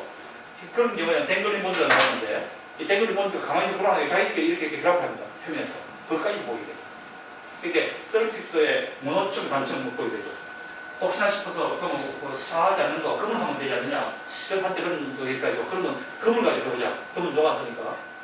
금을 연마하니까 금은 물러가지고 연마하면 표면에 끝이 안 나면서 엄청 되지죠. 그 표면 끝이 우리가 몇십 옴통이 상대로 그러죠. 그럼 오케이 그러면 코팅 연마하지 말고 코팅해보자. 실리콘 웨이프 위에다가 웨이프의 표면이 깨끗하니까 옥사이드 있지만 그 위에다가 금을 코팅해봤죠. 해봤지만 코팅의 면이 또 혹시 그 방막 들어보실지 알겠지만 이게 편편하지 않죠. 우리가 보면 거울처럼 반짝반짝한 것도 이렇게 되겠죠. 그래가지고 실질적으로 뭔가 치기 전제하는 경우가 많습니다. 대부분이. 자, 이런 경우에 마찬가지 우리가 이 경우에 RPR에서 P파와 S파의 반동에 그렇게 계산할 수가 있습니다. 계산도 복잡합니다. 다른 것을 들어가기 때문에. 예. 더 복잡하게 가기 전에 이거 한 가지 좀 보여드리겠습니다. 지금 방막이 하나 있는 경우입니다. 방막이 하나 있는 경우에 그때 무슨 계산을 했냐면 밑에 실리콘은 밑에 뒷층은 그립과 실리콘으로 하고 그 위에 방막이 하나 있는데 밑에 깔려있는 것은 실리콘 위에 있는 SiO2 방막이 밑에 깔려있는데 고객이 깔려있는데 그런데 이제 SiO2 방막이 좀 이제 그걸 좀 바꾸면 돼. SiO2 방막의 두께하고 굴절율을 바꾸어 가면서 델타 사이 값을 계산한 다음에 계산된 델타 사이 값을 이 표면상에서 그려보면 어떻게 되냐? 저런 그래프가 나옵니다. 예를 들어서 입사각 70도고 두께가 0인 경우에 그리고 굴절율이 1.48인 경우에 파장이 아마 546나노를 상관했습니다. 이 굴절율 국설입니다. 546나노를 상관했습니다. 굴절율이 1.48인 방막의 두께를 0부터 쭉 증가시키면은 그때 델타 코사이가 어떻게 바뀌냐면 두께 0일 때 여기서 출발해가지고 이렇게 바뀝니다. 이렇게 바뀐 다음에 이렇게 바뀐 다음에 이렇게 그러다가 어느 정도 두께는 다시 계절이 돌아오죠. 이걸 그냥 주기두께라고 그러고 그런데 이제 한 파장에 대한 그런 두께이기 때문에 그러는데 이 경우에 주기두께는 대략 값이 얼마쯤 되냐면 한 2740 옴트롱 정도 되는데 뭐 그렇게 되죠. 굴절율이 만약에 1.4 했다고 그러면 약간 다른 컵을 보입니다. 이렇게 1.3은 이렇게 1.5는 이렇게 갔다가 여기 이렇게 갔다가 여기는 300도 같으죠. 내려와서 이렇게 오고 이렇게 바뀌죠. 그래서 제가 이걸 보여드리는 이유는 우리가 만약에 이 물질의 구조가 실리콘 위에 어떤 방막이 있다는 걸 알고 그 방막의 두께와 굴절율을 모른다 치면은 그리고 우리가 데이터 플레이 데이터 땄다가 치겠습니다. 땄더만 데이터 여기 있다. 그럼 여기 있다. 그러면 이 값은 대략 굴절율이 1.5 정도 되고 두께가 한 1200 정도 된다. 금방 계산이 될 것 같습니다. 이해가 되시죠? 이 컴퓨터에서 보면. 그래서 우리가 방법 하나 있는 걸 삼상계라고 그러는데 삼상계의 경우에 굴절율과 두께를 알아내는 방법. 근데 방법이 일단 말씀드렸지만 우리가 시간을 낼 거고요. 한 가지 좀 이제 조심해야 될 게 이 부분입니다. 이 부분은 좀 장비하고 관계없습니다. 보면 아시겠지만 모든 선들이 다 모여있죠. 그럼 무슨 소리냐면 이 부분에 가버리면은 굴절율이 얼마인 걸 구분을 못한다는 얘기죠. 즉, 그 실리콘 위에 어떤 얇은 막이 올라가 있을 때 막의 두께가 아주 얇아버리면은 굴절율 차이 보는 오차가 아주 커집니다. 그래서 이런 경우에는 굴절율까지 측정한다는 것은 상당히 조심해야 됩니다. 두께 얼마나 얇아지면 그러냐? 대개 한 10나노 이하 내려가면 그때는 굴절율 측정하는 데 대해서는 조심을 해야 됩니다. 두께인 경우는 별 문제가 없습니다. 두께는 뭐하고 연결되냐면 여기서 내려온 거리하고 연결되기 때문에 굴절율이 주어져 버리면 그때 내려온 거리는 델타 변화를 보면 되거든요. 델타 변화로부터 두께 반사하는 건 좋게 나오는데 굴절율과 두께를 동시에 결정할 때 조심해야 되는 것은 뭐냐? 여기 실리콘이 어떤 방법에 올랐을 때 두께가 아주 얇은 경우에 그때 굴절율 결정에 대해서는 상당히 조심해야 돼요. 오차 범위에 대해서 생각해가지고 자기 생각은 오차 범위 안에 들어오냐 안 들어오냐 항상 조심해서 해야 된다는 얘기죠. 그리고 대략 기준은 한 10나무 정도 보다 얇아지면 조심하라. 이게 이제 요거 하나 또 잠깐만 말씀을 드리겠습니다. 아까 이제 콘투어 보여드렸는데 요거는 이제 비슷한 콘투어입니다. 비슷한 콘투어 파장을 좀 다르게 계산하는데 파장을 아까 546나노 계산하는 게 633나노 계산하는데 뭐 큰 차는 없습니다. 무슨 소리냐면 예를 들어서 요게 70도죠. 아까 70도 계산한 게 있고 일사각 70도에서 굴절율이 1.46인 방막 두께를 증가시키면 두께 증가에 따라서 이런 식으로 콘투어 들어갑니다. 이렇게 들어갑니다. 입사각을 75도에서 계산하면 여기서 출발해가지고 이렇게 들어갑니다. 80도 같은 여기서 출발해가지고 이렇게 갔다가 이렇게 들어가고요. 만약에 똑같은 건데 실리콘 위에 SR2 방막을 올리는데 입사각을 45도로 했다 치면 그렇게 잘 없지만은 그러면 콘투어가 되돌아가면 여기서 출발해가지고 이렇게 들어갑니다. 아시겠지만 이런 경우에 입사각을 몇 도로 할 것인가 하면은 우리가 이걸 가지고 그 방막 두께가 90도 정도 보면 그런 경우에는 입사각을 가능한 같은 한 바퀴 돌아가는데 이 큰 면적을 꽉 채우는 게 좋죠. 그래야 이거 뭔가 결정한 규칙이 올라갈 겁니다. 그래서 실리콘 위에 있는 경우에는 보통 70도나 75도를 권장을 합니다. 거기에 비해서 이거는 제가 한때 이거 딴 거 분석한 게 이건 뭐였냐면 유리 위에 SiO2 방법을 분석을 본 적이 있습니다.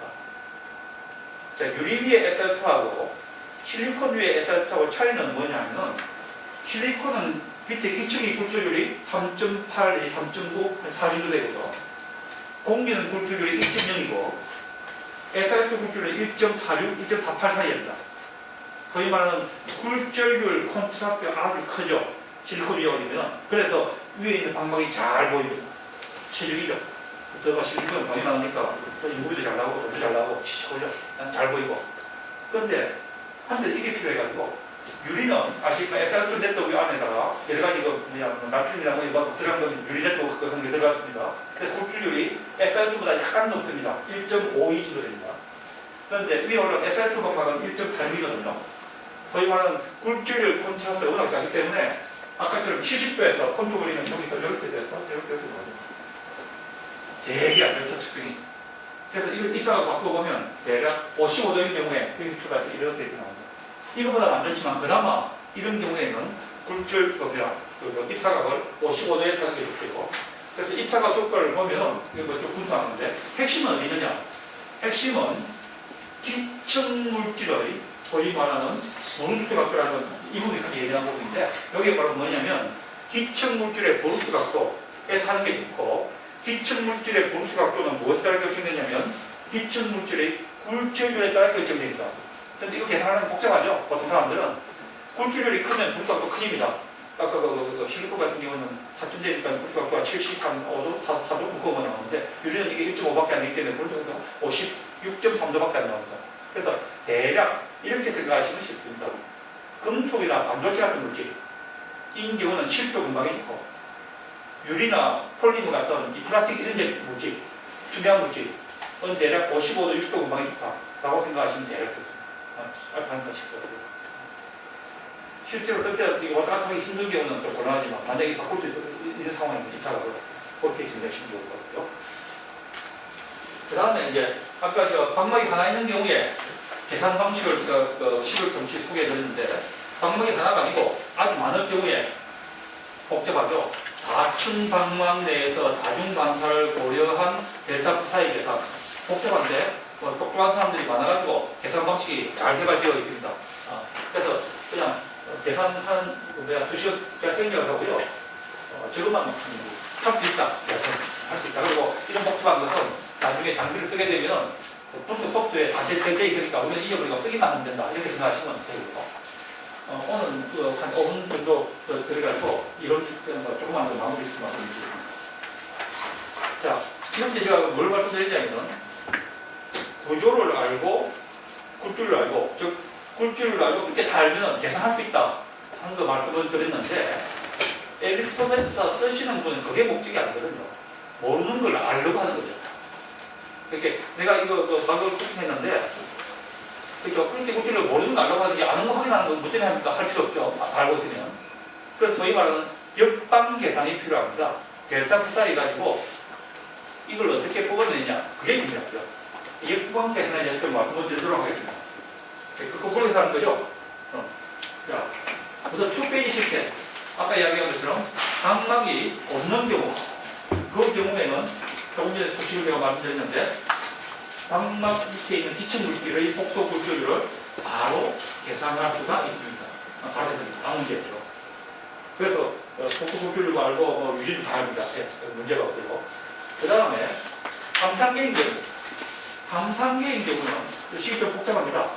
복잡한데 이때 만약에 굴절율을 알고 있다고 치고 두께만 모른다고 할게요. 그 쉬운 경우죠. 그런 경우에 두께를 계산이 바로 가능합니다. 별로 어렵지 않아요. 그리고 식이 쭉 있지만 핵심 내용은 굴절율을 알고 델타 푸사이 알고 있으면 두께 계산이 가능하고 그 두께가 어떻게 표현되냐면 이런 식으로 나옵니다. 좀 복잡하죠? X가 이렇게 나오는데 여기 안에는 폭속비율에서 이야기하고 일반적으로 이렇게 두께를 계산하면 이 두께가 어떤 폭속도 값이 나옵니다. 왜냐하면 우리가 델타 푸사이 두 개 값 계산한 거 가지고 계산해버리니까 그럼 이건 식이 폭속식이거든요. 로그 X인데 X가 폭속도가 이렇게 되거든요. I가 들어가고 폭속식이 나오는데 만약에 구조가 정확하고 굴줄의 값이 정확하다면 저때 나오는 폭속도의 실수 부분은 두께 값을 정확하게 가리키고 허수 부분은 0이 나옵니다. 그런데 뭔가 정확하지 않다면 예를 들어서 내가 이게 각막이 한 층이 있는데 한 층이 아니라 딱이 있다든지 아니면 측정한 델타 푸사이 오차점이 있다든지 정도 오차가 있으니까 항상 그런 데 항상 있죠. 굴줄율이 1.5인 줄 알았는데 1.49였다든지 뭔가 안 맞을 경우 그런 경우에는 이 폭도 두께의 허수 부분이 0이 아니게 됩니다. 그래서 보통 이 경우에는 우리가 이 폭도 두께 허수 부분을 어떻게 판단하냐 이게 얼마나 작으냐를 봐가지고 내가 생각하고 있는 구조가 얼마나 정확하냐 하는 판단하는 기준으로 보통 삼습니다. 이 경우에. 자, 그 다음에 만약에 굴절율까지 모른다 할 경우 이때는 해석적인 방법은 없습니다. 구하는 방법. 그런데 어떻게든 보통 구하냐 하면 이렇게 구합니다. 굴절율 두께를 모를 경우에 일단 내가 이거 잘 모른다. 그럼 한 1.5나 진짜 하고 계산해버립니다. 계산해본 다음에 그러면 아까 나온 폭도 두께의 허수 부분이 있죠. 그게 만약에 정확하게 1.5였다고 그러면 이게 0이 나오고 있죠. 이게 0이 안 나오면 잘못된 거야. 그럼 1.49 해보고 아니야? 그럼 1.3도 해보고 이거 좀 이야기 좀 더 있으면 시간이 더 있으면 제 조카가 미국에 살아 있는데 엄마는 한국 사람이죠. 아빠는 한국 사람이고 그런데 미국에서 미국 시민인데 알지만 미국 애들 탐구 되게 못합니다. 엄마가 보니까 한심하죠. 미국에서는 사수 시험 있을 때 캘큘레이터 놓고 시험 치고 이렇게 하죠. 계산기 보고 말도 안 되죠 이게. 같이 계산하는데 엄마가 집에서 애를 데리고 교육을 시킵니다. 야 3은 얼마냐? 그러면 9 해야 되는데 8 그러면 아니야 그러면 그럼 7 아니야 그럼 9 이러다가 8 맞죠. 아니면 말고 비싼데 하여튼 굴줄을 쭉 바꿔가면서 하다가 보면은 복도 두께의 허수 부분이 0에 가까운 때가 나오죠. 그때가 정확한 굴줄이다 이겁니다. 개념이. 그런데 이제 바꾸는데 그걸 갖다 무식하게 바꾸지 말고 좀 교묘하게 바꾸자.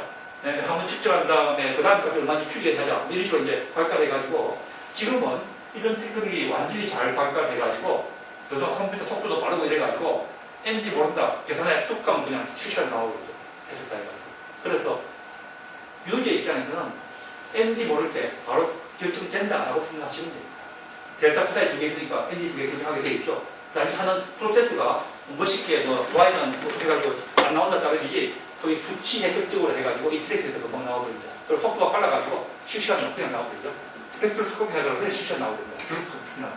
그래서 이 2단계까지는 다 할 수 있다라고 생각하시면 되고요. 문제는 2단계 말고 같이 먹는 경우가 하나야 됩니다. 많을 경우에. 자, 그때는 해석적으로 안 됩니다. 안 되기 때문에 어떻게 하냐? 이렇게 합니다. 측정을 하고 내가 나름대로 모델을 세웁니다. 이거 만드는 거 보니까 위에 A층 있고 위에 B층 있고 C층 있더라. 대략 그렇게 모델을 세운 다음에 모델 내의 미지 상수를 바꾸어 가면서 계산을 쭉 합니다. 예를 들어서 여기 뚝뚝 달라졌지, 밀도가 달라졌지, 교수비가 달라졌지. 그럼 그걸 전부 다 미지 상수 넣어가지고 막 계산합니다. 왜냐하면 계산식은 다 알고 있고 컴퓨터 파워풀하고 그런 다음에 그 변수를 쭉 바꾸면서 차이를 최소화시킵니다. 이걸 우리가 모델링이라고 이야기합니다. 모델링 방법으로 해가지고 가장 뭡니까 측정치하고 근접한 그러한 미지상수를 결정을 합니다. 이때 중요한 것은 측정치 계수하고 미지상수 계수인데 만약에 측정치 계수하고 미지상수 계수가 똑같으면 항상 맞게 되어 있죠. 그건 위험합니다. 왜냐하면 엉뚱한 거죠. 이걸 호도할 수 있기 때문에. 그래서 우리는 보통 어떻게 하냐면 측정 데이터 계수가 미지상수 계수보다 월등히 많게 만듭니다. 월등이라는 건 최소한 5배 아니면 10배. 그러면 측정치 계수를 어떻게 늘리냐 하는 문제가 있는데 늘리는 방법이 첫째는 상을 바꾸는 방법. 상을 바꾼다는 것은 처음에 만약에 메일을 바꾼다는 이야기는 공중에서 쟀다가 불 쪽에서 쟀다가 또 석유 쪽에서 쟀다가 이렇게 해서 메일 바꾸는 거죠. 근데 현실적으로는 되게 불편하죠. 기축을 바꾸는 방법은 유리에 코팅했다가 실리콘에 코팅했다가 하는 겁니다. 이것도 사실 별로 마땅치 않습니다. 그 다음에 한 가지 방법이 입사가 바꾸는 방법이죠. 50도, 60도, 70도 이렇게. 이건 그나마 조금 낫죠. 그 다음에 또 다른 방법이 파장을 바꾸는 방법이에요. 파장을 쭉 바꿔버리면 이게 바로 스펙트로스코피입니다. 사실은 그 두께 바꾸는 거. 이거는 광막의 100옴수를 키고 200옴수를 키고. 근데 이거는 또 광막이 이볼루션하기 때문에 잘하면서 밀도 달라집니다. 실제로. 이게 별로 안 좋고. 그래서 여러 가지 방법 중에서 제일 간편하고 쉽게 바꿀 수 있는 방법이 파장이죠. 그래서 스펙트로스코픽 일선자 발달했고요. 그 다음에 또 더 바꾸고 싶다. 그럴 경우에는 우리가 입사가 바꾸는 거예요. 요건 두 개가 보통 가장 많이 바꾸는 그런 요 일이 됩니다. 네, 바꾸고요. 오버 에스티메이션 뭐 그런 식이죠. 자, 그 다음에 개념 하나 더 소개해드리면 처음에 우리가 미지상수를 뭘 미지상수로 잡았냐 하면은 방막의 두께 당연한 이야기입니다. 방막이 2개 이상 물질로 섞여 있을 때는 섞는 조성의 비 여기에는 뭐까지 포함되냐면 방막의 밀도까지도 포함합니다. 밀도라는 것은 방막 물질에다가 마이크로보이드라는 표현을 쓰죠. 미세 빈자리 그게 밀도죠. 그 미세 빈자리가 많으면 밀도가 떨어지는 거죠.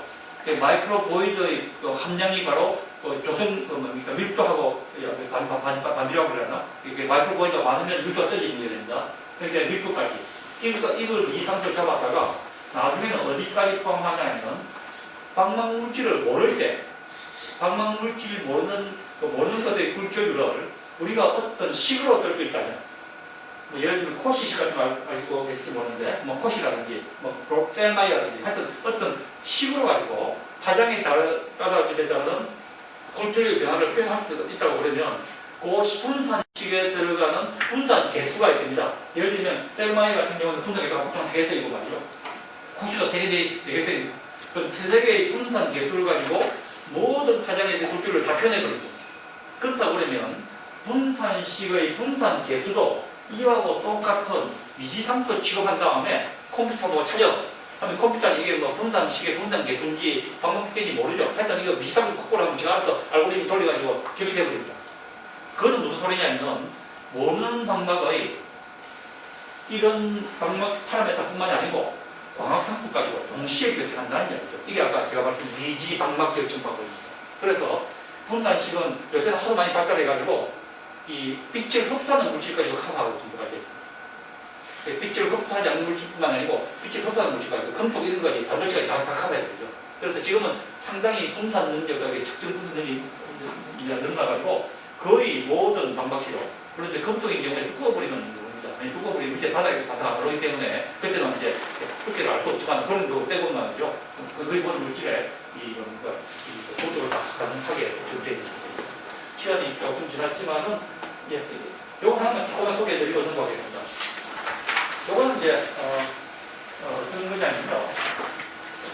2개 물질을 섞었을 때, 아까 이제 조성비, 이게 이제 2물질을 섞었을 때 쓰는 게 굴절율, 우리가 굴절율하고 두께가 같은 거니까, 그 굴절율은 조성비에 따라 결정이 됩니다. 당연한 이야기죠. 그런데 또 어려운 게 2물질을 섞을 때 섞는 모양에 따라서 달라집니다. 굴절율이, 유효물질이. 이게 이제 그 유효 매일 이론이라는 이야기인데, 예를 들어서, 유전율인데, 그 유전율은 굴절율 제곱입니다. A라는 물질, 여기인가? 잘 보면 여기 A인가요? A라는 물질하고 B라는 물질, 복소 생명성인데, 이 복소 유미를 섞을 때, 요게 A 100%, 이게 B의 100%입니다. A 100%에서 B 100% 갈 때 이 두 개를 어떻게 섞냐에 따라서 섞은 물질의 그 복소 유전율이 이렇게 달라집니다. 예를 들어서 이런 식으로 섞는 경우, 이런 식으로 섞는 경우는 우리가 미니멈 스크린이 하는데, 예를 들어서 여기 방법이 올라가는데 두 물질 섞을 때 이런 식으로 섞는 겁니다. 이렇게 섞을 때하고 이렇게 섞을 때하고 다르다는 얘기죠. 이런 금하고 SiO2 두 개를 섞는데 금이 뭐 백나노하고 SiO2 백나노 체계입니다. 1대1로 섞는다고 치죠. 그랬을 때 금을 위에다 놓고 SiO2를 밑에 넣어버린 다음에 금을 뚝게 꾹 해버리면 밑에 SiO2가 안 보입니다. 그에 비해서 SiO2를 위에 놓고 금을 밑에 놓으면 이거 보이죠. 금이 조금 하더라도. 이해가 돼요? 이렇게 해서 이렇게 쓸 때 다르고 테스팅할 때 또 다릅니다. 쉽게 말씀드리면 이게 이제 메탈 같은 게 들어갈 때 가장 이런 거 큰데, 그래서 두 개가 섞이는 모양, 이 어떻게 쉐입이 어떻게 되냐에 따라 가지고 합한 것의 복소 유전율 형태가 달라집니다. 이게 이제 달라집니다. 이런 형태 나타나는 거죠. 그래서 여기에 관계되는 게 유효 매질 이론, Effective Medium Theory라고 이야기합니다. 그 Effective Medium Theory, 유효 매질 이론이 크게 세 가지가 있는데요. 브루그만 Effective Medium Theory, 우리 BM이라고 이야기하는 게 있고, 또 하나가 막스웰 가넷이라는 게 있고, 또 하나가 로렌츠 로렌츠라는 게 있는데, 이게 아까 말씀드린 대로 이 두 개 섞는 쉐입을 어떻게 하냐 하는 것을 다루는 방법들입니다. 이거 되면 쓰는 사람 싫어하죠? 귀찮겠죠. 나는 지금 이런 공부하는 거 아니고 이 장비를 써가지고 내가 분석해서 알라고 그러는데 왜 이게 귀찮게 만드냐? 나 이거 안 써. 이렇게 돼버리죠. 그래서 또 우리 같은 사람은 그게 아니죠. 어떻게 하면 이게 쓰기 쉽게 만들어야 되니까.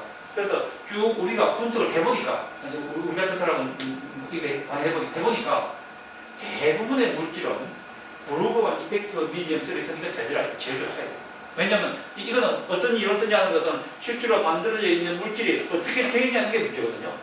그걸 반영하는 이론을 찾는 게 우리 목적이에요, 사실은.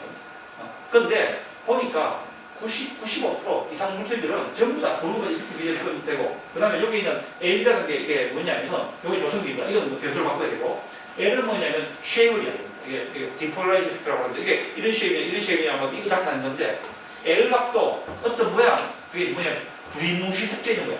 쉽게 이야기하면. 이거 이제 3분의 1이라고 하는데, 3분의 1이라고 하는 이 스페리컬 쉐입이라고 하는데, 부리뭉시 섞여 있는 모양들이 대부분 방광물질의 물질을 제일 잘 반영하더라. 그래가지고, 보통 우리가 분석 프로그램을 쓰면 아무 말 하지 않더라도 자동적으로 브루그만 이펙티브 미디엄 쓰리를 쓰고, 디폴라이즈 이펙트는 3분의 1 정도는 스페리컬 쉐입으로 하는 들어오고, 그냥 고정을 해놓습니다. 이게 아닌 경우가 있는데요. 참고로 아닌 경우는 아까 얘기한 아주 특단 경우입니다. 어떤 데냐면 금속과 유전체가 섞여 있는 거죠.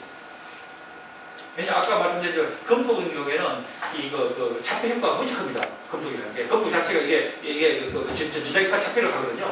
그 금속과 유전체가 섞여 있고, 유전체는 차폐가 없거든요. 이렇게 섞여 있는 경우고, 그중에 특히 금속이 어떤 이 날카로운 모양을 갖고 있어요. 날카롭게 바늘 모양을 서 있다거나 디스크 모양이 달려있다거나 이런 경우가 브루그만 이펙티브 미디엄 좀 안 좋고, 그때는 막스웰 가넷 타입으로 성격이 없습니다. 그런데 그런 경우는 잘 안 일어나죠. 금속이라도 대개의 경우는 저거 안 써도 되는 경우가 대개의 경우죠. 그래서 혹시 이제 우리 입장에서 어떻게 말씀드리냐, 그냥 이거 쓰고 교훈을 쓰고 잘 안 되면 무리하십시오. 왜냐면 이걸 써야 되는지 안 되는지 판단이 쉽지 않거든요, 그런 사람은. 그런데 그때는 우리가 그냥 데이터 받아가지고 분석해 드리겠습니다. 그리고 당신들 평소 이럴 때는 이거 쓰는 게 좋습니다. 그리고 이때는 쉐입을 어떻게 하는 게 좋습니다 하고 처방을 드리는 게 보통 우리가 권장해 드리는 거거든요.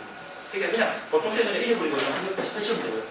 95% 나 이게 맞아가니까. 그리고 문제가 별로 없으니까. 그리고 우리는 계속 모니터를 합니다. 계속 모니터 해가지고 이런 경우는 이렇게 하면 좋습니다. 당신 얘기를 이렇게 하십시오 하는 교의사 것부터 말씀드리고 이렇게 진행하거든요.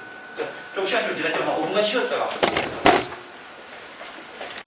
대답으로에 시료를 보냈습니다. 이거 가지고 일소비탈 데이터를 따고 난 다음에 그 시료를 그대로 다시 보냅니다. 이 사람 그걸 받아가지고 자른 다음에 아이언 밀링 한 다음에, 왜냐면 자를 때 잘못 자르면 이게 표면 구조가 데미지 하니까 잘 자른 다음에 아이언 밀링 한 다음에 그걸 크로스 섹션 계산 줘가지고 단면 사진을 찍어줍니다. 그런 다음에 이 사진 결과는 안 가르쳐주고 우리 분석 결과를 먼저 보내주니까 그 다음에 사진을 보내주죠. 그걸 서로 맞춰봅니다. 이쪽은 블라인드 테스트 한 거죠. 그런 다음에 이 분석한 결과가 맞다는 걸 보여주죠. 개념은 뭐냐면 아마 오해 실험하시겠지만은 이런 식의 스펙트로스코픽 데이터를 딴 다음에 저 데이터에 맞는 최적의 그 구조 상태를 뽑아내는 거죠. 이 경우에는 뭐냐면 밑에 크리스탈 실리콘 비층이 있고 그 위에 크리스탈 실리콘하고 비정지 실리콘이 섞여 있는데 이 경우에는 사진 판독을 하기 때문에 비정지 실리콘으로 봤지만 사실은 크리스탈 실리콘이 얼마입니까? 한 20%, 비정지가 80% 정도 됩니다. 그 다음에 두께가 270에 그래도 35%. 요거는 크리스탈 실리콘이고 요 위에는 다시 또 이 사람들 이걸 보고 크리스탈 실리콘과 비정지 실리콘이 섞여 있다고 봤는데 그 CS에는 크리스탈 실리콘, AS에는 어목턴 실리콘. 참고로 결정구조 사진에서는 단지 결정하고 비정지를 사진을 보면 알죠. 엘리소메타에서는 결정구조 실리콘하고 비정지 실리콘하고 복소 굴줄의 형태가 엄청나게 다릅니다. 이게 완전히 딴 물질이에요. 실리콘이면 옵티컬 데이터 완전히 딴 물질이에요. 그래서 이거 구분할텐데 비정지 실리콘이 18%, 결정기 82%, 위에 표면 SR2% 된다고 이런 식의 정보를 뽑아내는 겁니다. 이게 우리가 뎁스 프로파일이라고 이야기하죠. 처음에 이게 나왔을 때 사람들이 안 믿으니까 지금처럼 크로스 섹션 탭 사진을 찍어가지고 비교해야 사람들이 믿기 시작했죠. 그래서 몇 년 동안은 우리가 그 뎁스 프로파일링 할 때 이런 식으로 해서 이제 사람들이 믿었는데 한 10년 이상 지나니까 그다음부터는 이거 그렇게 하지 마. 어떻게 저렇게 하냐? 다 아는 건데. 이렇게 되다가 지금은 어떻게 되냐면은 어지간한 물질은 뎁스 프로파일을 해놓으면 이게 무슨 새로운 거야? 이거 넘거리가 안 돼. 리젝트만 여기까지 되고 있죠. 당연하다 이거예요. 그래서 뭔가 새로운 물질이거나 뭔가 새로운 게 들어가야 지금처럼 뎁스 프로파일이 사람들한테 이제 새로운 것을 받아들이고 보조적으로 이렇게 쓰이고 있죠. 다층구조 뎁스 프로파일 예를 좀 더 보여드리겠습니다. 이것도 간단히 한번 소개하고 그 다음 뎁스 프로파일로 넘어가겠습니다. 이거는 뭐냐면 아주 얇은 막 두께를 엘립소메타, 스펙트로스코픽 엘립소메타를 가지고 분수한 예인데 어디다 뒀냐 하면요.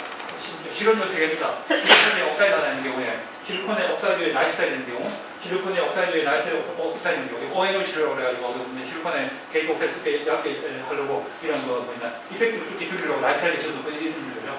그런데 이건 이제 전체 얇기 때문에 분석이 상당히 힘든 경우인데 초점은 어디 있냐면 서로 다른 장비를 썼을 때 어떠냐 또 하나가 분석하는 툴이 서로 다를 때 어떠냐 회사마다 분석 툴이 좀 다르거든요. 그래서 그 비교한 걸 대략 보여드리는 겁니다. 요거는 울랑고, 요거는 교배기구고, 이거는 우리한테 있는 거고 분석 툴이 다르고 그 다음에 분석 보니까 속도가 좀 다르고 이런 경우에 그 효과 차이가 있는 걸 보여드리는데 우선 또 하나 좀 문제가 어렵게 할 것이 나와요. 실리콘인 경우에는 그 실리콘의 속소 굴절율과 빛 흡수 계수를 나타내는 데이터를 쓰는데 이걸 우리가 소위 레퍼런스 데이터라고 이야기합니다. 이 그 실리콘의 레퍼런스 데이터는 제일 처음에 누가 제공했냐면 데이브 에스펜스 아까 제가 말씀드렸죠. 엘리소메타 처음 하신 분. 이분이 실리콘의 레퍼런스 데이터를 어떻게 만들었냐 하면은 울트라하이 백큐um 챔버 내에서 절기를 한 다음에 왜냐면 표면에 옥사이드 생기니까 그 다음에 그걸 울트라하이 백큐um 상에서 엘리소메타 데이터를 깐 다음에 그걸 역방 계산한 다음에 NT 값을 뽑아줬습니다. 보통 SI 레퍼런스 이거 많이 썼는데 근데 시간이 좀 지나다 보니까 이 데이터가 조금 미흡하다 하는 걸 사람들이 느끼기 시작했죠. 그 이유는 그 당시 에스펜서 만든 엘리소메타보다 요새 우리가 만든 게 요새 사람들이 만든 게 훨씬 더 정확합니다. 처음에 만들기 때문에 아무래도 실력이 좀 그 당시 잘했지만 그래도 지금부터 준비해진 거예요. 그리고 실리콘 자체도 그렇고 그래서 사람들마다 새로운 레퍼런스 데이터를 이것저것 내기 시작했습니다. 그래서 이거는 젤리슨에 사용되는 거, 이거는 울람에 쓰는 데이터, 이거는 또 여기 울람에 쓰는 거, WVS의 울람이고, 이건 제가 만드는 거, 이런 식입니다. 저는 이걸 어떻게 만드느냐면 그 당시 표준연구소랑 같이 일할 때인데 표준연구소에서 삼성에 의뢰해가지고 잘 만드는 옥사이드가 있는 그런 시료를 여러 개 보내줬습니다. 그럼 여러 개 시료를 분석해가지고 해보니까 레퍼런스 데이터를 이렇게 만드는 게 되겠구나. 왜냐면 삼성을 기준하니까 그래서 삼성의 SS를 쓰게 이제 삼성이라는 표현인데 삼성의 실리콘의 레퍼런스 데이터 이렇게 쓰게 되겠구나 해서 제가 만드는 거 그건 비슷한데 조금씩 차이가 나죠. 조금씩 차이 납니다. 이런 부분들도 조금씩 차이 납니다. 그래서 분석했는데 그래서 지금 변수가 많죠. 레퍼런스 데이터가 다르고 그 다음에 회사마다 분석 툴이 다르고 이런 건데 자, 여기 보면은 실리콘 하나만 있으니까 SiO2 하나만 있는 경우는 대략 비슷비슷합니다. 비슷비슷한데 여기에서 제가 오른쪽에 파랗게 해놓은 거 요거 쪽에서 보니까 공통되는 거는 요 시료인 경우에 삼성에서 나온 옥사이드 시료인 경우인데 이 시료인 경우에는 툴에 관계없이 레퍼런스 데이터를 삼성으로 쓴 경우가 가장 데이터가 양호한 것으로 이렇게 판단이 났습니다. 어떻게 보면 당연한 건데, 그냥 삼성에 맞춘 삼성 시료를 가지고 레퍼런스 만들기 때문에 어떻게 보면 당연한 이야기인데, 그런 얘기가 나왔고요. 그 다음에 이제 다른 것은, 그건 혹시나 일렉트로메탈 혹시 궁금하신 분들 이거 참고하시면 좋은데, 회사마다 디그로우 피팅의 정도를 나타내는 파라미터가 조금씩 다릅니다. 왜냐하면 피팅할 때 쓰는 차이를 줄여갈 때, 델타 파타이를 줄여가는 회사도 있고, 탄젠트 파타이, 코사인 벡터에서 줄여가는 회사도 있고 말이죠. 그건 이제 회사마다 좀 다른데, 그 이유는 회사마다 자기가 적당하다고 생각하는 게 오차함수가 다르기 때문에 그러는데, 그걸 하다 보니까 피팅을 나타내는 파라미터, 예를 들어서 올라오는 경우에는 MS이라는 것입니다. 민특배 에러라고 해가지고, 그에 비해서 그렇죠. 요거는 조빈 이번인데, 조빈 이번은 카이특배라는 변수를 쓰고 있죠. 제 같은 경우에는 시그마라는 쓰고 있고, 근데 이게 PT 함수가 다르다 보니까 이 값들이 PT의 정도는 똑같은데도 불구하고 이 수치는 다 다릅니다. 귀찮게 만들죠. 왜냐면 회사마다 달리 있으니까. 그래서 예를 들면 민특배 에러가 0.0906이 예를 들면 시그마인 경우에 뭐하고 대략 대응되느냐, 또는 민특배가 0.0906이 카이특배 얼마하고 대충 대응되느냐, 이런 거 알아보려면 이 표를 보시면 됩니다.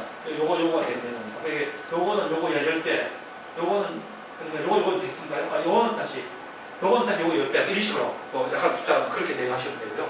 그리고 이런 말고 그 다음에 나오는 다른 시료, 이거는 이제 옥사이드 위에 나이트레이드 올라가고, 참고로 보시면 두께가 상당히 얇죠. 전체가 심장 안쪽인데 이런 거, 또는 마찬가지고요.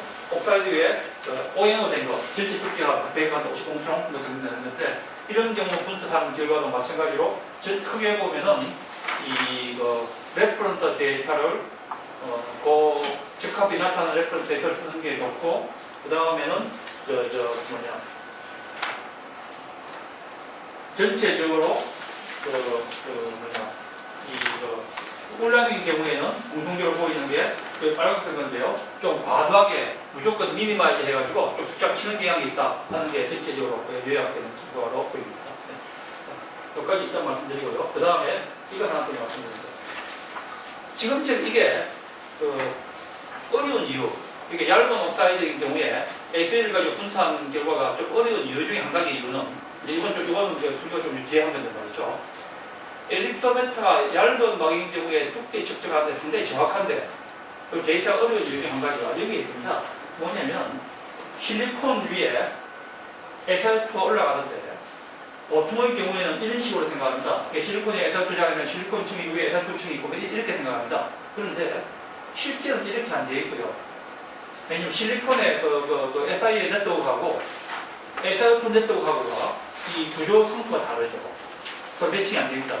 그러다 보니까 실리콘에서 SiO2로 넘어갈 때 중간에 일종의 트랜지션 레이어, 전이층이라고 그럴까?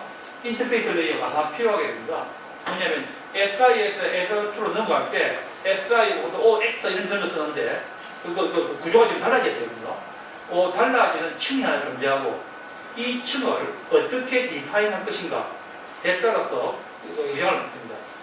그래서 이 층에 대한 분석이 문제인데, 몇 가지 이제 그 당시에 이게 한 7, 8년 전에 한 건데, 그 당시에 이 얇은 막 내지 인터페이스 측정 분석에 대해서 최고라고 하는 툴을 3가지 뽑아가지고 그 툴을 가지고 서로 비교해본 데이터입니다. 하나가 스펙트로스코피를 쓰면서, 또 하나가 마이즈라고 해가지고 문제원 박사가 하는데 미디엄 에너지 아이온 스펙트로스코피, 일종의 RDS 비슷한 건데, 이것들이 가지고 튀겨 나온 거, 에너지 분포 조사하면서 정보를 알아낼 것 같습니다. 이게 실리콘에서 튀겨 나온 건지, 산소에서 튀겨 나온 건지, 얼마만큼 깊이에서 튀겨 나온 건지 그 정보를 알 것 같습니다. 그거 가지고 산소 분포하고 실리콘 분포를 알아내버리면, 거꾸로 인터페이스가 어떻게 되냐, 이 정보를 알아내는 얘기죠. 또 하나가 하이 레졸루션 크로스 섹션 템입니다. 말 그대로 잘라가지고 자기 문제지 않는 거죠. 그래서 요 하나하나가 여기 하나하나에서 보면 여기 실리콘이고 여기 SiO2인데 비전비로 담길 수 있습니다. 요거 보면 결정 그게 알아가지고 저걸 이용해서 차트를 사용하면 그때 정보를 정확하게 알아갑니다. 그렇게 하면 정확하게 알 것 같은데 이렇게도 쉽지 않은 게 말이죠. 예를 들면 하이레이션 커스텀 템인 경우에 엑사이도 두께가 되는데 어느 부분이 제일 어려우냐면 이 부분입니다. 이 부분 자세히 보시면 실리콘에서 엑사이드 전송할 때 샤프가 안 넘어가고 약간 바뀌는 층이 있죠. 이쪽에 트랜지션 층이 있습니다. SIO, X로, SIS, X로 바뀌는 거죠. 뭐 그게 이제 결정할 수가 있는데 쭉 해보니까 말이죠. 쭉 해보니까 이거 계면층 두께에 대한 정보가 대략 정도가 있습니다. 이렇게 해보니까 대략 이 정도로 나옵니다. 대략 한 0.7, 0.8 나오면서 그러니까 한 7에서 8원 정도 됩니다. SI에서 S만 치는. 그리고 그 계면층을 갖다가 그 중에 실리콘이 몇 %이냐 하는 걸 보니까 대략 한 25%, 30% 사이. SI에서 SiO2로 넘어가는 그 층의 충격 두께가. 그래서 이 층의 두께를 반영하는 게, 제대로 반영하는 게 아주 얇은 경우에 뭡니까? SiO2 두께 정확하게 결정하는 데 중요하다 하는 말씀드렸습니다. 그 다음 빨리 진행하겠습니다. 이거 아까 제가 말씀드린 거고요. 이제 멀티레이어 뎁스 프로파일 다층 구조인 경우에 위에서부터 내려오면서 어떻게 되어 있냐 하는 툴은 잘 정립이 되어 있고 다양한 시료에 대해서 아주 잘 분석이 되어 있습니다. 몇 가지 예를 들면 여기에 페트 필름이 AR 코팅된 거라든지 저 오른쪽에는 GR2, SiO2 다층 구조라든지 보면 하나가 실험되어 있다 하나 피팅하는 기로합니다. 그래서 오른쪽에 보는 것처럼 전시의 다층 구조 정보를 우리가 쭉 뽑아내게 되죠. 또 여기 뭡니까? 이것도 또다 다른 비슷한 겁니다. 마찬가지 비슷합니다. 메탈 얼로이 그래도 비슷합니다. 이런 쭉 나오게 되죠. 다 비슷하죠. 예. 그래서 지금까지 다층 구조 프로파일 하는 건 물질의 물층을 알고 구조 상태 모를 때였고요. 그 다음에 한 거는 이제 물질의 물성을 혹시 모르는 경우 어떻게 하냐. 이제 제가 옛날부터 쭉 내려다 보니까 분석을 말씀드렸는데, 그래서 처음에는 제가 어떤 걸 먼저 다루냐면, 요새 좀 유행하는 OLED 방막들입니다. OLED 방막들인데, 제가 이 분석하는, 이거 다 7, 8년 전에 분석하는 말이죠. OLED 방막에 또 이거 모르는, 처음 나온 방막들이기 때문에 모르고 있는 방막들이죠. 그 방막들의 두께하고 굵질률 등등에 대한 밀도 등등 분포하는 건데, 이렇게 시작을 했습니다. 뭐냐면, 이게 투하율 데이터인데, 예를 들어서 이 데이터가 MCD라는 문제인데, 투하율을 보면 이런 식의 그래프를 봅니다. 이건 어떻게 형태냐면, 이 부분은 빛이 투하한 투명한 영역이고, 이게 흑도가 있고 있는 거예요. 빛가 되게 되고 있죠.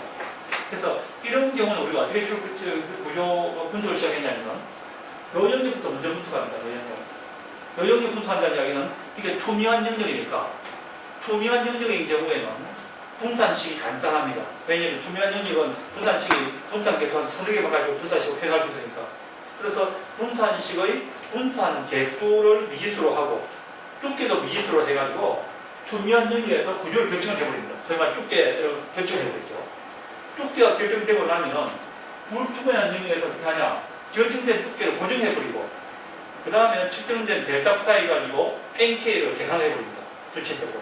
그러면 이 불투명한 영역에서의 NK가, 이거는 이제 흡투한 영역에서는 이게 좀 복잡하거든요. 이게 NK가 바뀌는 게. 그렇게 해버리면 일부만 투명하고 일부 흡투하면 우리가 구조, 두께, 굵질을 다 할 수 있다는 이야기죠. 그래서 여러 여기 열 방막인 경우에 그 과정을 말씀드리는데, 그래서 이게 분석하는 과정이죠. 예. 결과 나오네. 결과 NK가 안 보이는데. 그래서 지금 이제 핵심은 뭐냐면, 일부만 빛을 투하하게 되면, 투하 영역에서 먼저 두께와 그 굵질을 커버 먼저 결정하고, 흡수 영역에서는 수치 해상, 역방 계산한 다음에, 흡수 영역에서의 N과 K 값까지도 동시에 결정할 수 있게 되고요. 그 다음에 이제, 그래서 결정한 몇 가지 물질들의 NK 그래프들입니다. 이게 보시면 좀 복잡하죠. 복잡하지만 복잡한 NK 그래프들을 다 우리가 뽑아낼 수가 있습니다.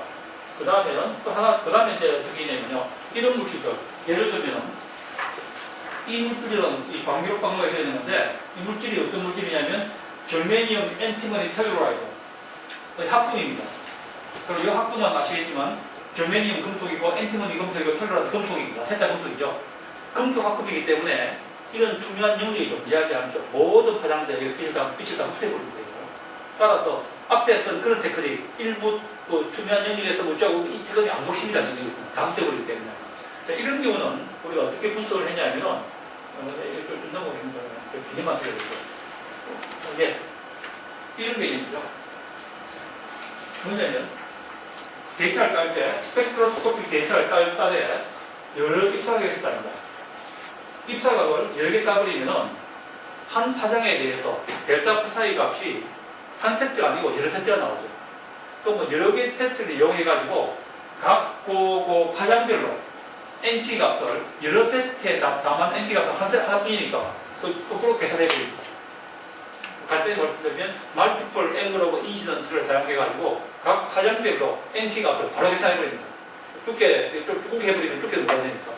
그런 방법을 써버리면 금속 방막이라 하더라도 그 금속 방막의 NT 값을 바로 계산할 수 있게 되죠. 그래서 지금은 뭐 거의 모든 치료의 복도굴출을 다 알 수 있다는 이야기가 되고요. 그래서 이런 다양한 금속 방막 이제 GST를 만들 때 거기다가 뭐 다른 거 첨가하기도 하고요. 뭐 질소를 첨가하기도 하고, 뭐 조선을 바꾸기도 하고, 뭐 이런 거 하는데, 뭐 그런 거 하더라도 이 복잡한 이 복소굴주력 데이터를 다 뽑아낼 거야 되죠. 그럼 이제 이걸 알게 되면 일하시는 분들은 어떤 장점이 있냐면은 구성하는 물질의 복소굴주를 알면 그걸 이용해가지고 위아래 다른 층을 넣어가지고 설계를 할 때 아주 유용하게 됩니다. 왜냐면 이제 GST 층만 설계가 아니고 그 위아래 다른 층을 써가지고 여러 가지 설계가 들어가거든요. 광학 설계, 열진단 설계 들어가는데 이 들어가는 핵심 막의 주위에 다른 막을 어떻게 까고 할 것인가 설계 가능하기 때문에 상당히 유용하게 됩니다. 자, 그 다음에 응용 예 중에 하나 이걸 좀 말씀을 드리도록 하겠습니다. 인시투. 인시투는 아까 제가 말씀드렸죠. 실험 같은 거 할 때 챔버 내에서 되는 걸 바로 측정 분석하게 되면 참 좋지 않느냐 하는 건데 인시투 엘토메타 응용 예 중에 제가 좋아하는 응용 예 중에 하나인데 1991년에 나온 거니까 참 오래됐죠. 한 20년 된 건데 데이터 워낙 깎아내가지고 제가 좋아하는 거 중에 하나인데 이걸 뭘 했냐 하면요. 이 사람들이 실리콘 위에 SiO2 있는 실험이다. 실리콘 위에 SiO2 있는 실험인 경우에 세로축을 결설하고 가로축을 푸사이로 해가지고 두께를 쭉 증가시키면서 컨투를 그리면 아까 본 컨투 증가시킬지 모르면 어떻게 되냐면 SiO2 이게 180도 출발해가지고 두께를 쭉 증가시키면 이렇게 쭉 돌아갑니다. 이게 한 100, 이 빙그로 큰 원을 하거든요. 아까 그 컨투 쭉 보신 거 기억나죠? 그래가지고 두께를 증가시키면 이렇게 돌아가는데 거꾸로 두께를 감소시키면 반대로 돌아오죠. 이렇게. 이 사람이 뭘 했냐면 실리콘 위에 SiO2 있는 시료를 갖다가 리액티브 아이온 에칭 반응성이 있는 이온을 보내가지고 SiO2를 뜯어낸 겁니다. 이온이 가서 SiO2를 기압해서 뽑아내고 깎아낸 거죠. 파낸 겁니다. 그러니까 파내면 어떻게 될 게 예상하냐면 거꾸로 이렇게 올라올 게 예상하죠. 그 실험한 겁니다. 그래서 요 실험은 뭐냐? 가이드입니다. 이론적으로 쭉 계산하면 이렇게 될 것이다. 가이드고 여기에 있는 동그라미는 실험 데이터입니다. 그리고 점수는 실험 데이터하고 데이터 사이 얘기하는 거죠. 근데 재밌는 게 말이죠. 계속 애치하게 쭉 따라왔습니다. 여기 말이죠. 쭉 따라오다가 잘 보면 말이죠. 이게 어떻게 하냐면 이게 감격이 띄엄띄엄하다는 이야기는 두께가 팍팍 빨리 줄어든다는 이야기죠. 감격이 촘촘하다는 이야기는 두께가 잘 안 줄어든다는 이야기입니다. 그러니까 두께 안 줄어들면 그 자리에 계속 찍는 거죠. 그러니까 여기서 팍팍 줄어드는 두께가. 그런데 자세히 보시면 요 선 따라 안 가고 약간 언나 따라갑니다. 약간 언나 따라. 그래서 팍팍 줄어들죠. 팍팍 줄어들다가 갑자기 여기서 지가 혼자 방향을 바꾸어서 이렇게 액칭 프로세스는 그냥 그대로 진행합니다. 지공의 첨부 내에서. 그런데 얘가 약간 언나서 올라가다가 그럼 다시 내려옵니다. 이게 내려온다는 이야기는 뭐냐면요. 뭔가 막이 두꺼워진다는 이야기거든요. 이게 이렇게 올라간다는 이야기는 얇아진다는 이야기고 내려온다는 이야기는 두꺼워진다는 이야기입니다. 그러니까 이게 지가 깎아 나가다가 그래도 제대로 이상하게 깎다가 다시 뭔가 쌓였다는 이야기입니다. 그러다가 쌓이는 속도가 점점 줄어들다가 나중에는 제자리 막 찍고 있어요.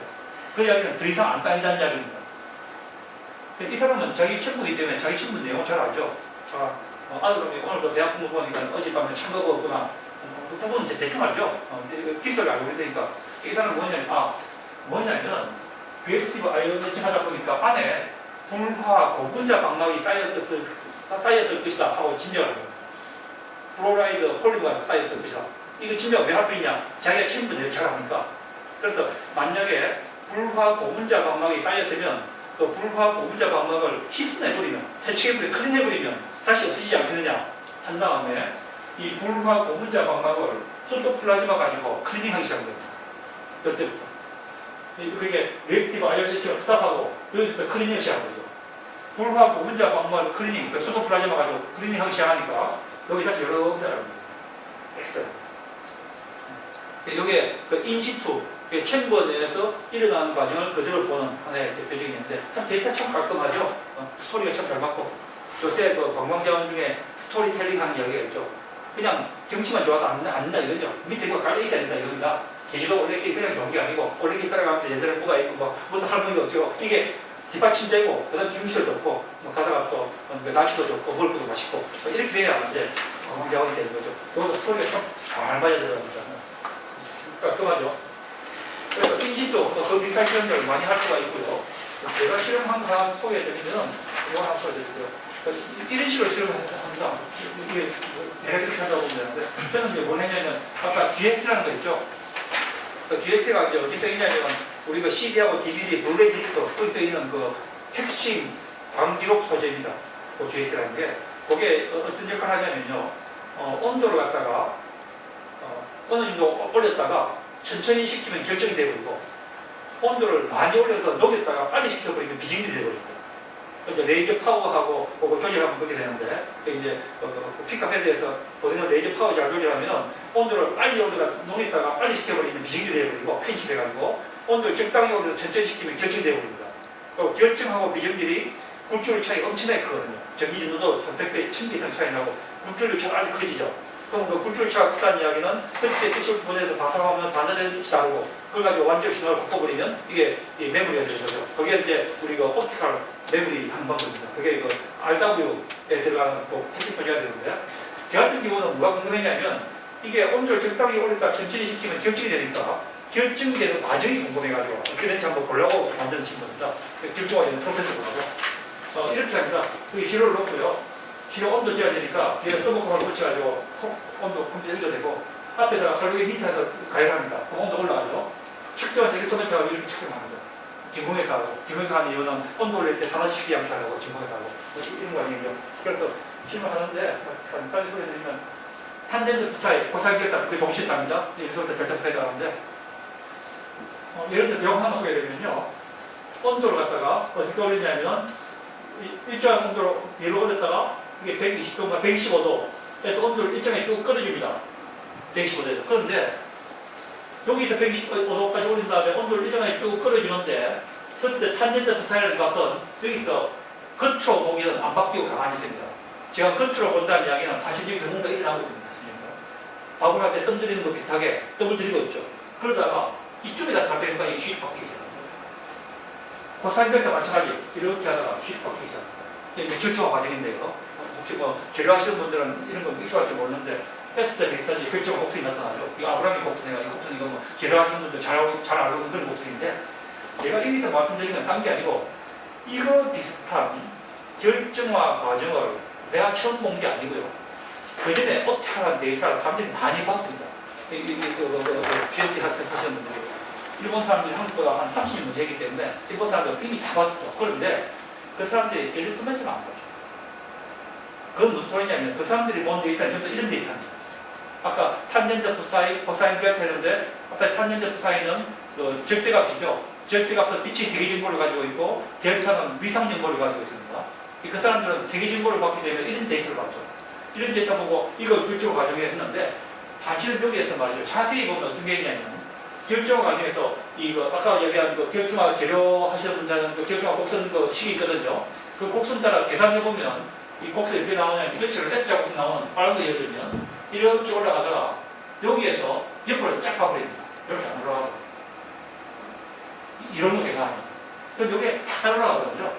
약간 올라가는데 그 사람들은 이 데이터를 가지고 올라가는 게 뭔가 있다는 주장을 함부로 못했습니다. 왜냐면 약간 올라가니까 혹시 내가 실험 잘못했는지 모르겠다 이런 생각이 들어가지고 근데 제 같은 경우는 우연인데 말이죠.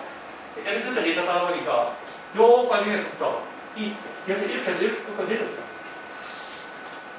그러니까 저거 보고 오른쪽 보면 아 이게 결정화 과정이 하나가 아니고 둘이다. 우리가 짐작을 금방 할 수 있게 되고 그래서 이렇게 가는 과정하고 이렇게 가는 과정하고 두 개 있다 하고 이제 주장하게 된 거고요.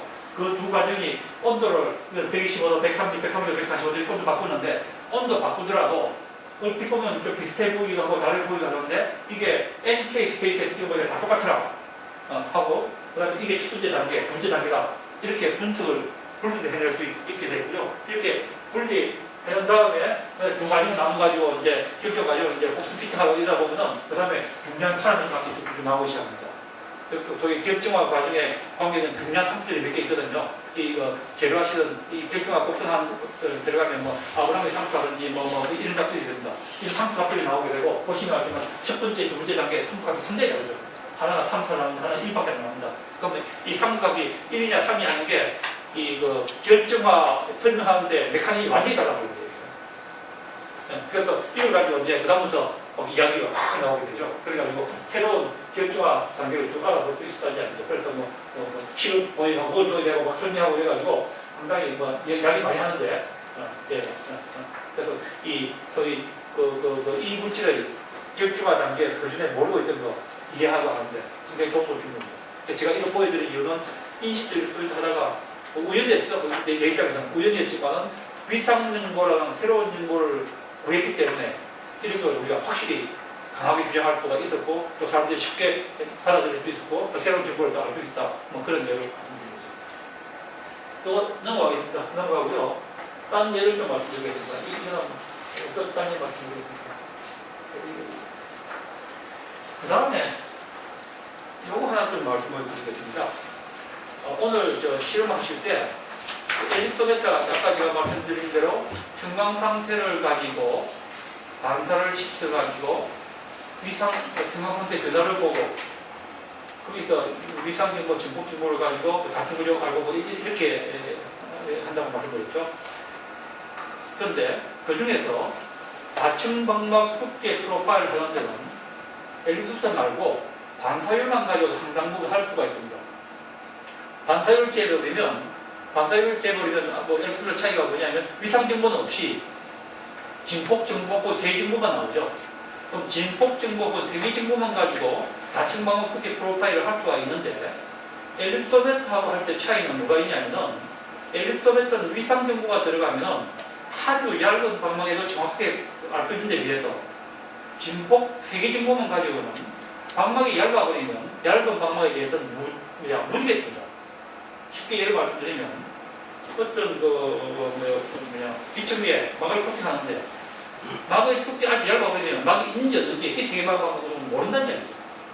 이 세계에 대해서 약이 막을 때는 세계 정보는 막툭에 대해서 무한하게 인센티브가 있는다는 얘기입니다. 그래서 두꺼워지면 그때 이게 이렇게 살아나기 시작해요. 처음에는 이게 편편하게 가다가 두꺼워지면 그때도 이렇게 살아나기 시작합니다. 근데 이럴 때 그때 정보를 잘 안다는 얘기죠. 그래서 적당히 두꺼운 경우에는 반사율 정보를 가지고도 상당히 막 두께를 알아낼 수가 있습니다. 그래서 이제 그거는 이제 엘리프토메타의 두꺼운 경우에는 반사율까지 커버하는 쪽이고 또 엘리프토메타가 또 위상정보 가지고 얇은 막 말고 어떤 도움이 되냐면 말 그대로 위상정보 자체로 이 위상정보라는 것은 두 빛의 평면을 더했을 때 아까 XY 직선 평면 더했을 때 합성한 것의 평면 상태 달라지는 것은 위상차가 들어간다는 얘기가 됐죠. 그 위상차 자체를 사용할 때가 있습니다. 그때가 이제 보험명이가 이런데 리타데이션이라고 해가지고 제가 LCD 음영 예를 들었는데 LCD인 경우에는 평광을 측정 평광 보낸 다음에 그 다음에 예를 들어서 평광을 돌리거나 어쩌거나 해가지고 그 다음에 뒤에 있는 금광자 쪽에 차단되거나 통과하거나 이렇게 해서 우리가 셔터 역할을 하는 거죠. 그게 이제 앞으로 수율을 볼 텐데 그런데 특히한 거 안 쓰고 우리가 소위 TNC를 노트북 싸구리 같은 거 생각하시면 되는데 여기 옆에서 보면 시커멓고 색깔이 뒤집어지고 이상하게 나오죠. 그 이유는 뭐냐면은 TNC인 경우에는 중간에 셀이 이렇게 트위스트 꼬아가지고 이제 오면서 평광이 돌게 만드는데 이게 수직으로 올 때는 직선 평광이 그대로 위로 돌아 나옵니다. 그래서 정확하게 잘리거나 통과하거나 정확하게 이런데 비스듬히 가버리면 이게 도는 것뿐만이 아니고 비스듬하게 돌아버리면 평광이 직선 비광이 타원은 찌그러서 돌아가야 됩니다. 이 사각으로 돌아가거든요. 왜냐면 액정이 이렇게 돌아야 되는데 이 옆에서 돌아오기 때문에 돌아올 때 타원은 찌그러져 버립니다. 그러다 보니까 타원이 되어버리니까 이 통과 이렇게 완전히 잘리지도 않고 또 뭐 되게 세지도 않고 이상하게 나오는 거죠. 그게 컬러가 섞여버리니까 색깔도 기지그죠 이렇게 되는 거죠. 그걸 보완하기 위해서 평광제하고 LCD 패널 사이에 보상판을 한 장을 더 줍니다. 걔가 뭐하냐? 이 액정을 비스듬히 봤을 때 찌그러져 나오는 것을 보상시켜주는 평광색깔을 했어요. 위상층을 줘버리는 판입니다. 그 위상판이거든요. 그 보상판의 역할, 그걸 리타데이션으로 나타나는데 이 보상판의 위상 변화를 어떻게 하느냐를 측정하는 쪽으로 일토메터를 쓸 수가 있습니다. 말 그대로 이게 위상 변화를 지기 때문에. 이론적으로 뭐 이렇게 되는 거고요. 보상판의 위상 변화를 이렇게 되는데, 이 위상차적에 보상판의 위상차는 우리가 델타하고 발림이 되거든요. 그래서 엘소에서 지금 델타가 보상판의 위상 변화하고 발림이 되거든요. 그러니까 단비는 이렇게 나오죠. 뭐 이론은 좀 들어가죠. 이게 보상판이라고 그러면 보상판이라는 것은 이제 위상 변화를 주기 위해서 X축하고 Y축하고 굴줄을 차이를 줍니다. 그래야 오면서 위상 변화를 주니까. 좀 복잡하게 만드는 것은 Z축도 차이가 나고 X, Y, Z축까지 다 차이가 버리면 우리가 바이엑실이라고 그러는데 뭐 그런 좀 복잡한 구성판도 있고요. 좀 어렵죠 만들기가. 그런데 하여튼 불 같고 하나 다르거나 하나 다르고 둘 같거나 셋 다 다르거나 뭐 이렇게 만들어버립니다. 그래서 보상판에 X, Y, Z 방향의 굴줄을 재려고 하면 보통 어떻게 하냐면은 빛을 어떤 평광색질을 보내고 통과시킨 다음에 평광색질을 재는데 재면서 이 시시를 이렇게 돌리고 이렇게 돌리고 돌리면서 재입니다. 이렇게 돌리면서 재보면 X, Y, Z 방향에 굴줄 증거가 나오죠. 그러면 이 X, Y, Z 증거의 굴줄을 이렇게 막 돌렸을 때 이렇게 이걸 이렇게 돌리고 했을 때 통과하는 빛의 평광 상태가 어떻게 될 것인가 하는 것은 우리 식들이 다 있죠. 그런데 이러한 사람들이 식을 다 잘 만들어 놨습니다. 그러면 이 식에 따라서 분석을 하고 측정된 데이터를 맞춰보면은 서로 맞춰가지고 보상판에 대한 위상정보가 정보가 나오죠. 쭉 넘어가겠습니다. 쭉 넘어가고 예를 들어서 이런 식으로 각도를 이렇게 바꾸면서 측정 데이터가 이렇게 나오고 그 측정 데이터를 아까 제가 보여드린 어떤 모델하고 이런 식 가지고 맞춰보면 참 예쁘죠? 이거 안 하기 간단히 못 씁니다. 이렇게 맞춰가지고 이 맞추는 과정을 통해서 X, Y, Z 방향의 굴줄 값이 어떻게 된다 하는 걸 정확하게 결정하게 되죠. 이런 경우에 측정하는 굴줄은 보통 소점 아래 한 5개, 6개짜리가 아주 정확하게 측정됩니다. 2, 3 보상판도 있고요. 이거는 좀 교묘한 보상판인데, 2, 3 보상판 아까처럼 대칭 페이지가 나오는 건데, 마찬가지입니다. X와 Z 방향에 굴줄이 이렇게 나오게 됩니다.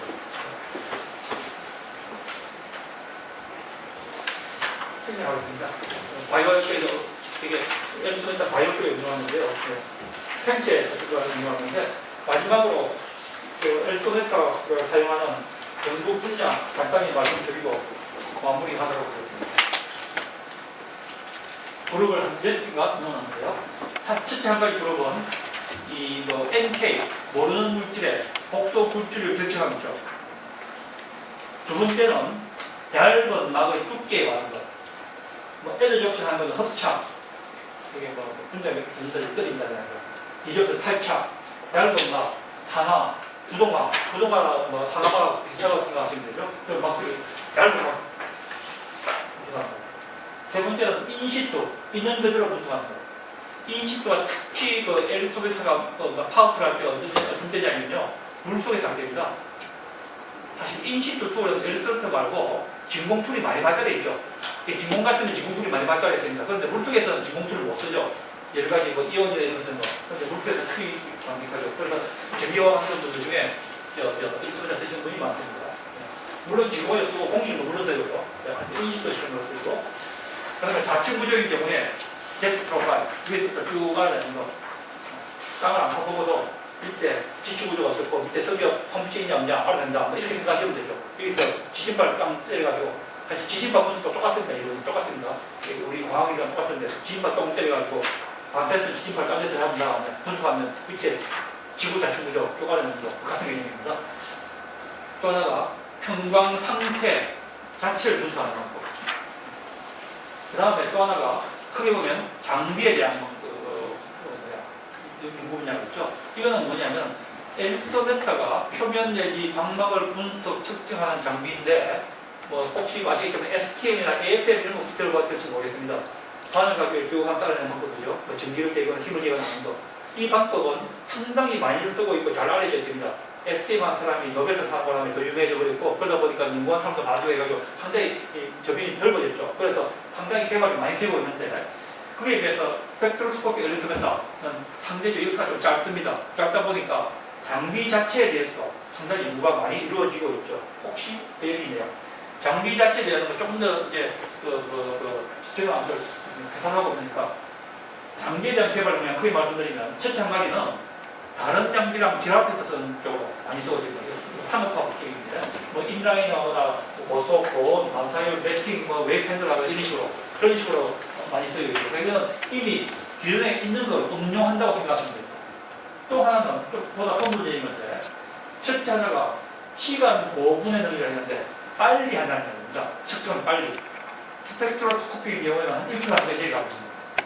스펙트로스코피가 아니고 단파장인 경우에는 아까 제가 보여드렸는데 나노초까지 되고 피코초까지 측정 데이터를 빈도 빨리 측정한다는 이야기죠.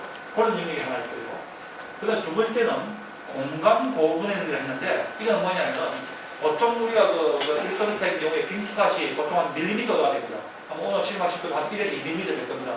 이거 떨어지는 게 1~2mm 같은 거 보시면 이제 좋죠. 그런데 한편으로 마이크로 사이즈가 가버리면 밀리미터 상당히 큰 사이즈죠. 그래서 이걸 갖다가 마이크론 단위가 내려가는 거죠. 그래서 단파장인 경우에는 한 1~2마이크론까지도 가능하고요. 스펙트로스코피의 경우에는 지금 한 20마이크론 정도가 내려가는데 그걸 다 줄여가는 정도. 그래서 이제 아주 조그만 데서 패트닝 같은 거 볼 수가 있는 거죠. 그런 쪽 하는 게 하나 있고요. 그 다음에 또 한 영역이 파장 제어를 넓혀가는 영역입니다.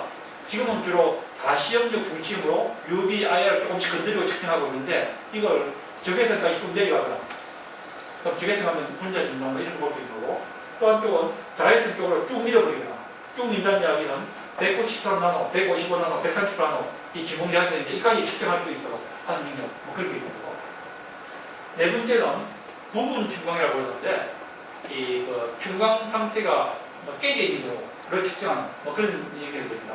혹시 이게 이제 측정하게 되면 나중에 어떤 거 알 수 있지만 뭐 파티클 사이즈 분석한다든지 아니면 트렌치 했을 때 트렌치 에스펙트 레이쇼를 한다든지 뭐 이런 등등으로 할 수 있는 분야입니다. 이 네 개 분야는 조금 더 위에 비해서 좀 더 근본적인 측면이라고 볼 수가 있겠습니다. 마지막인가요? 예, 마지막이었어요. 여기까지 해서 제가 조금 시간 좀 급했지만 엘리소메트를 이렇게 시켜드렸고요.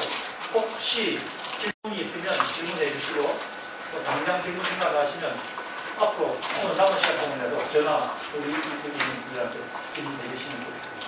예, 수고하셨습니다. 예.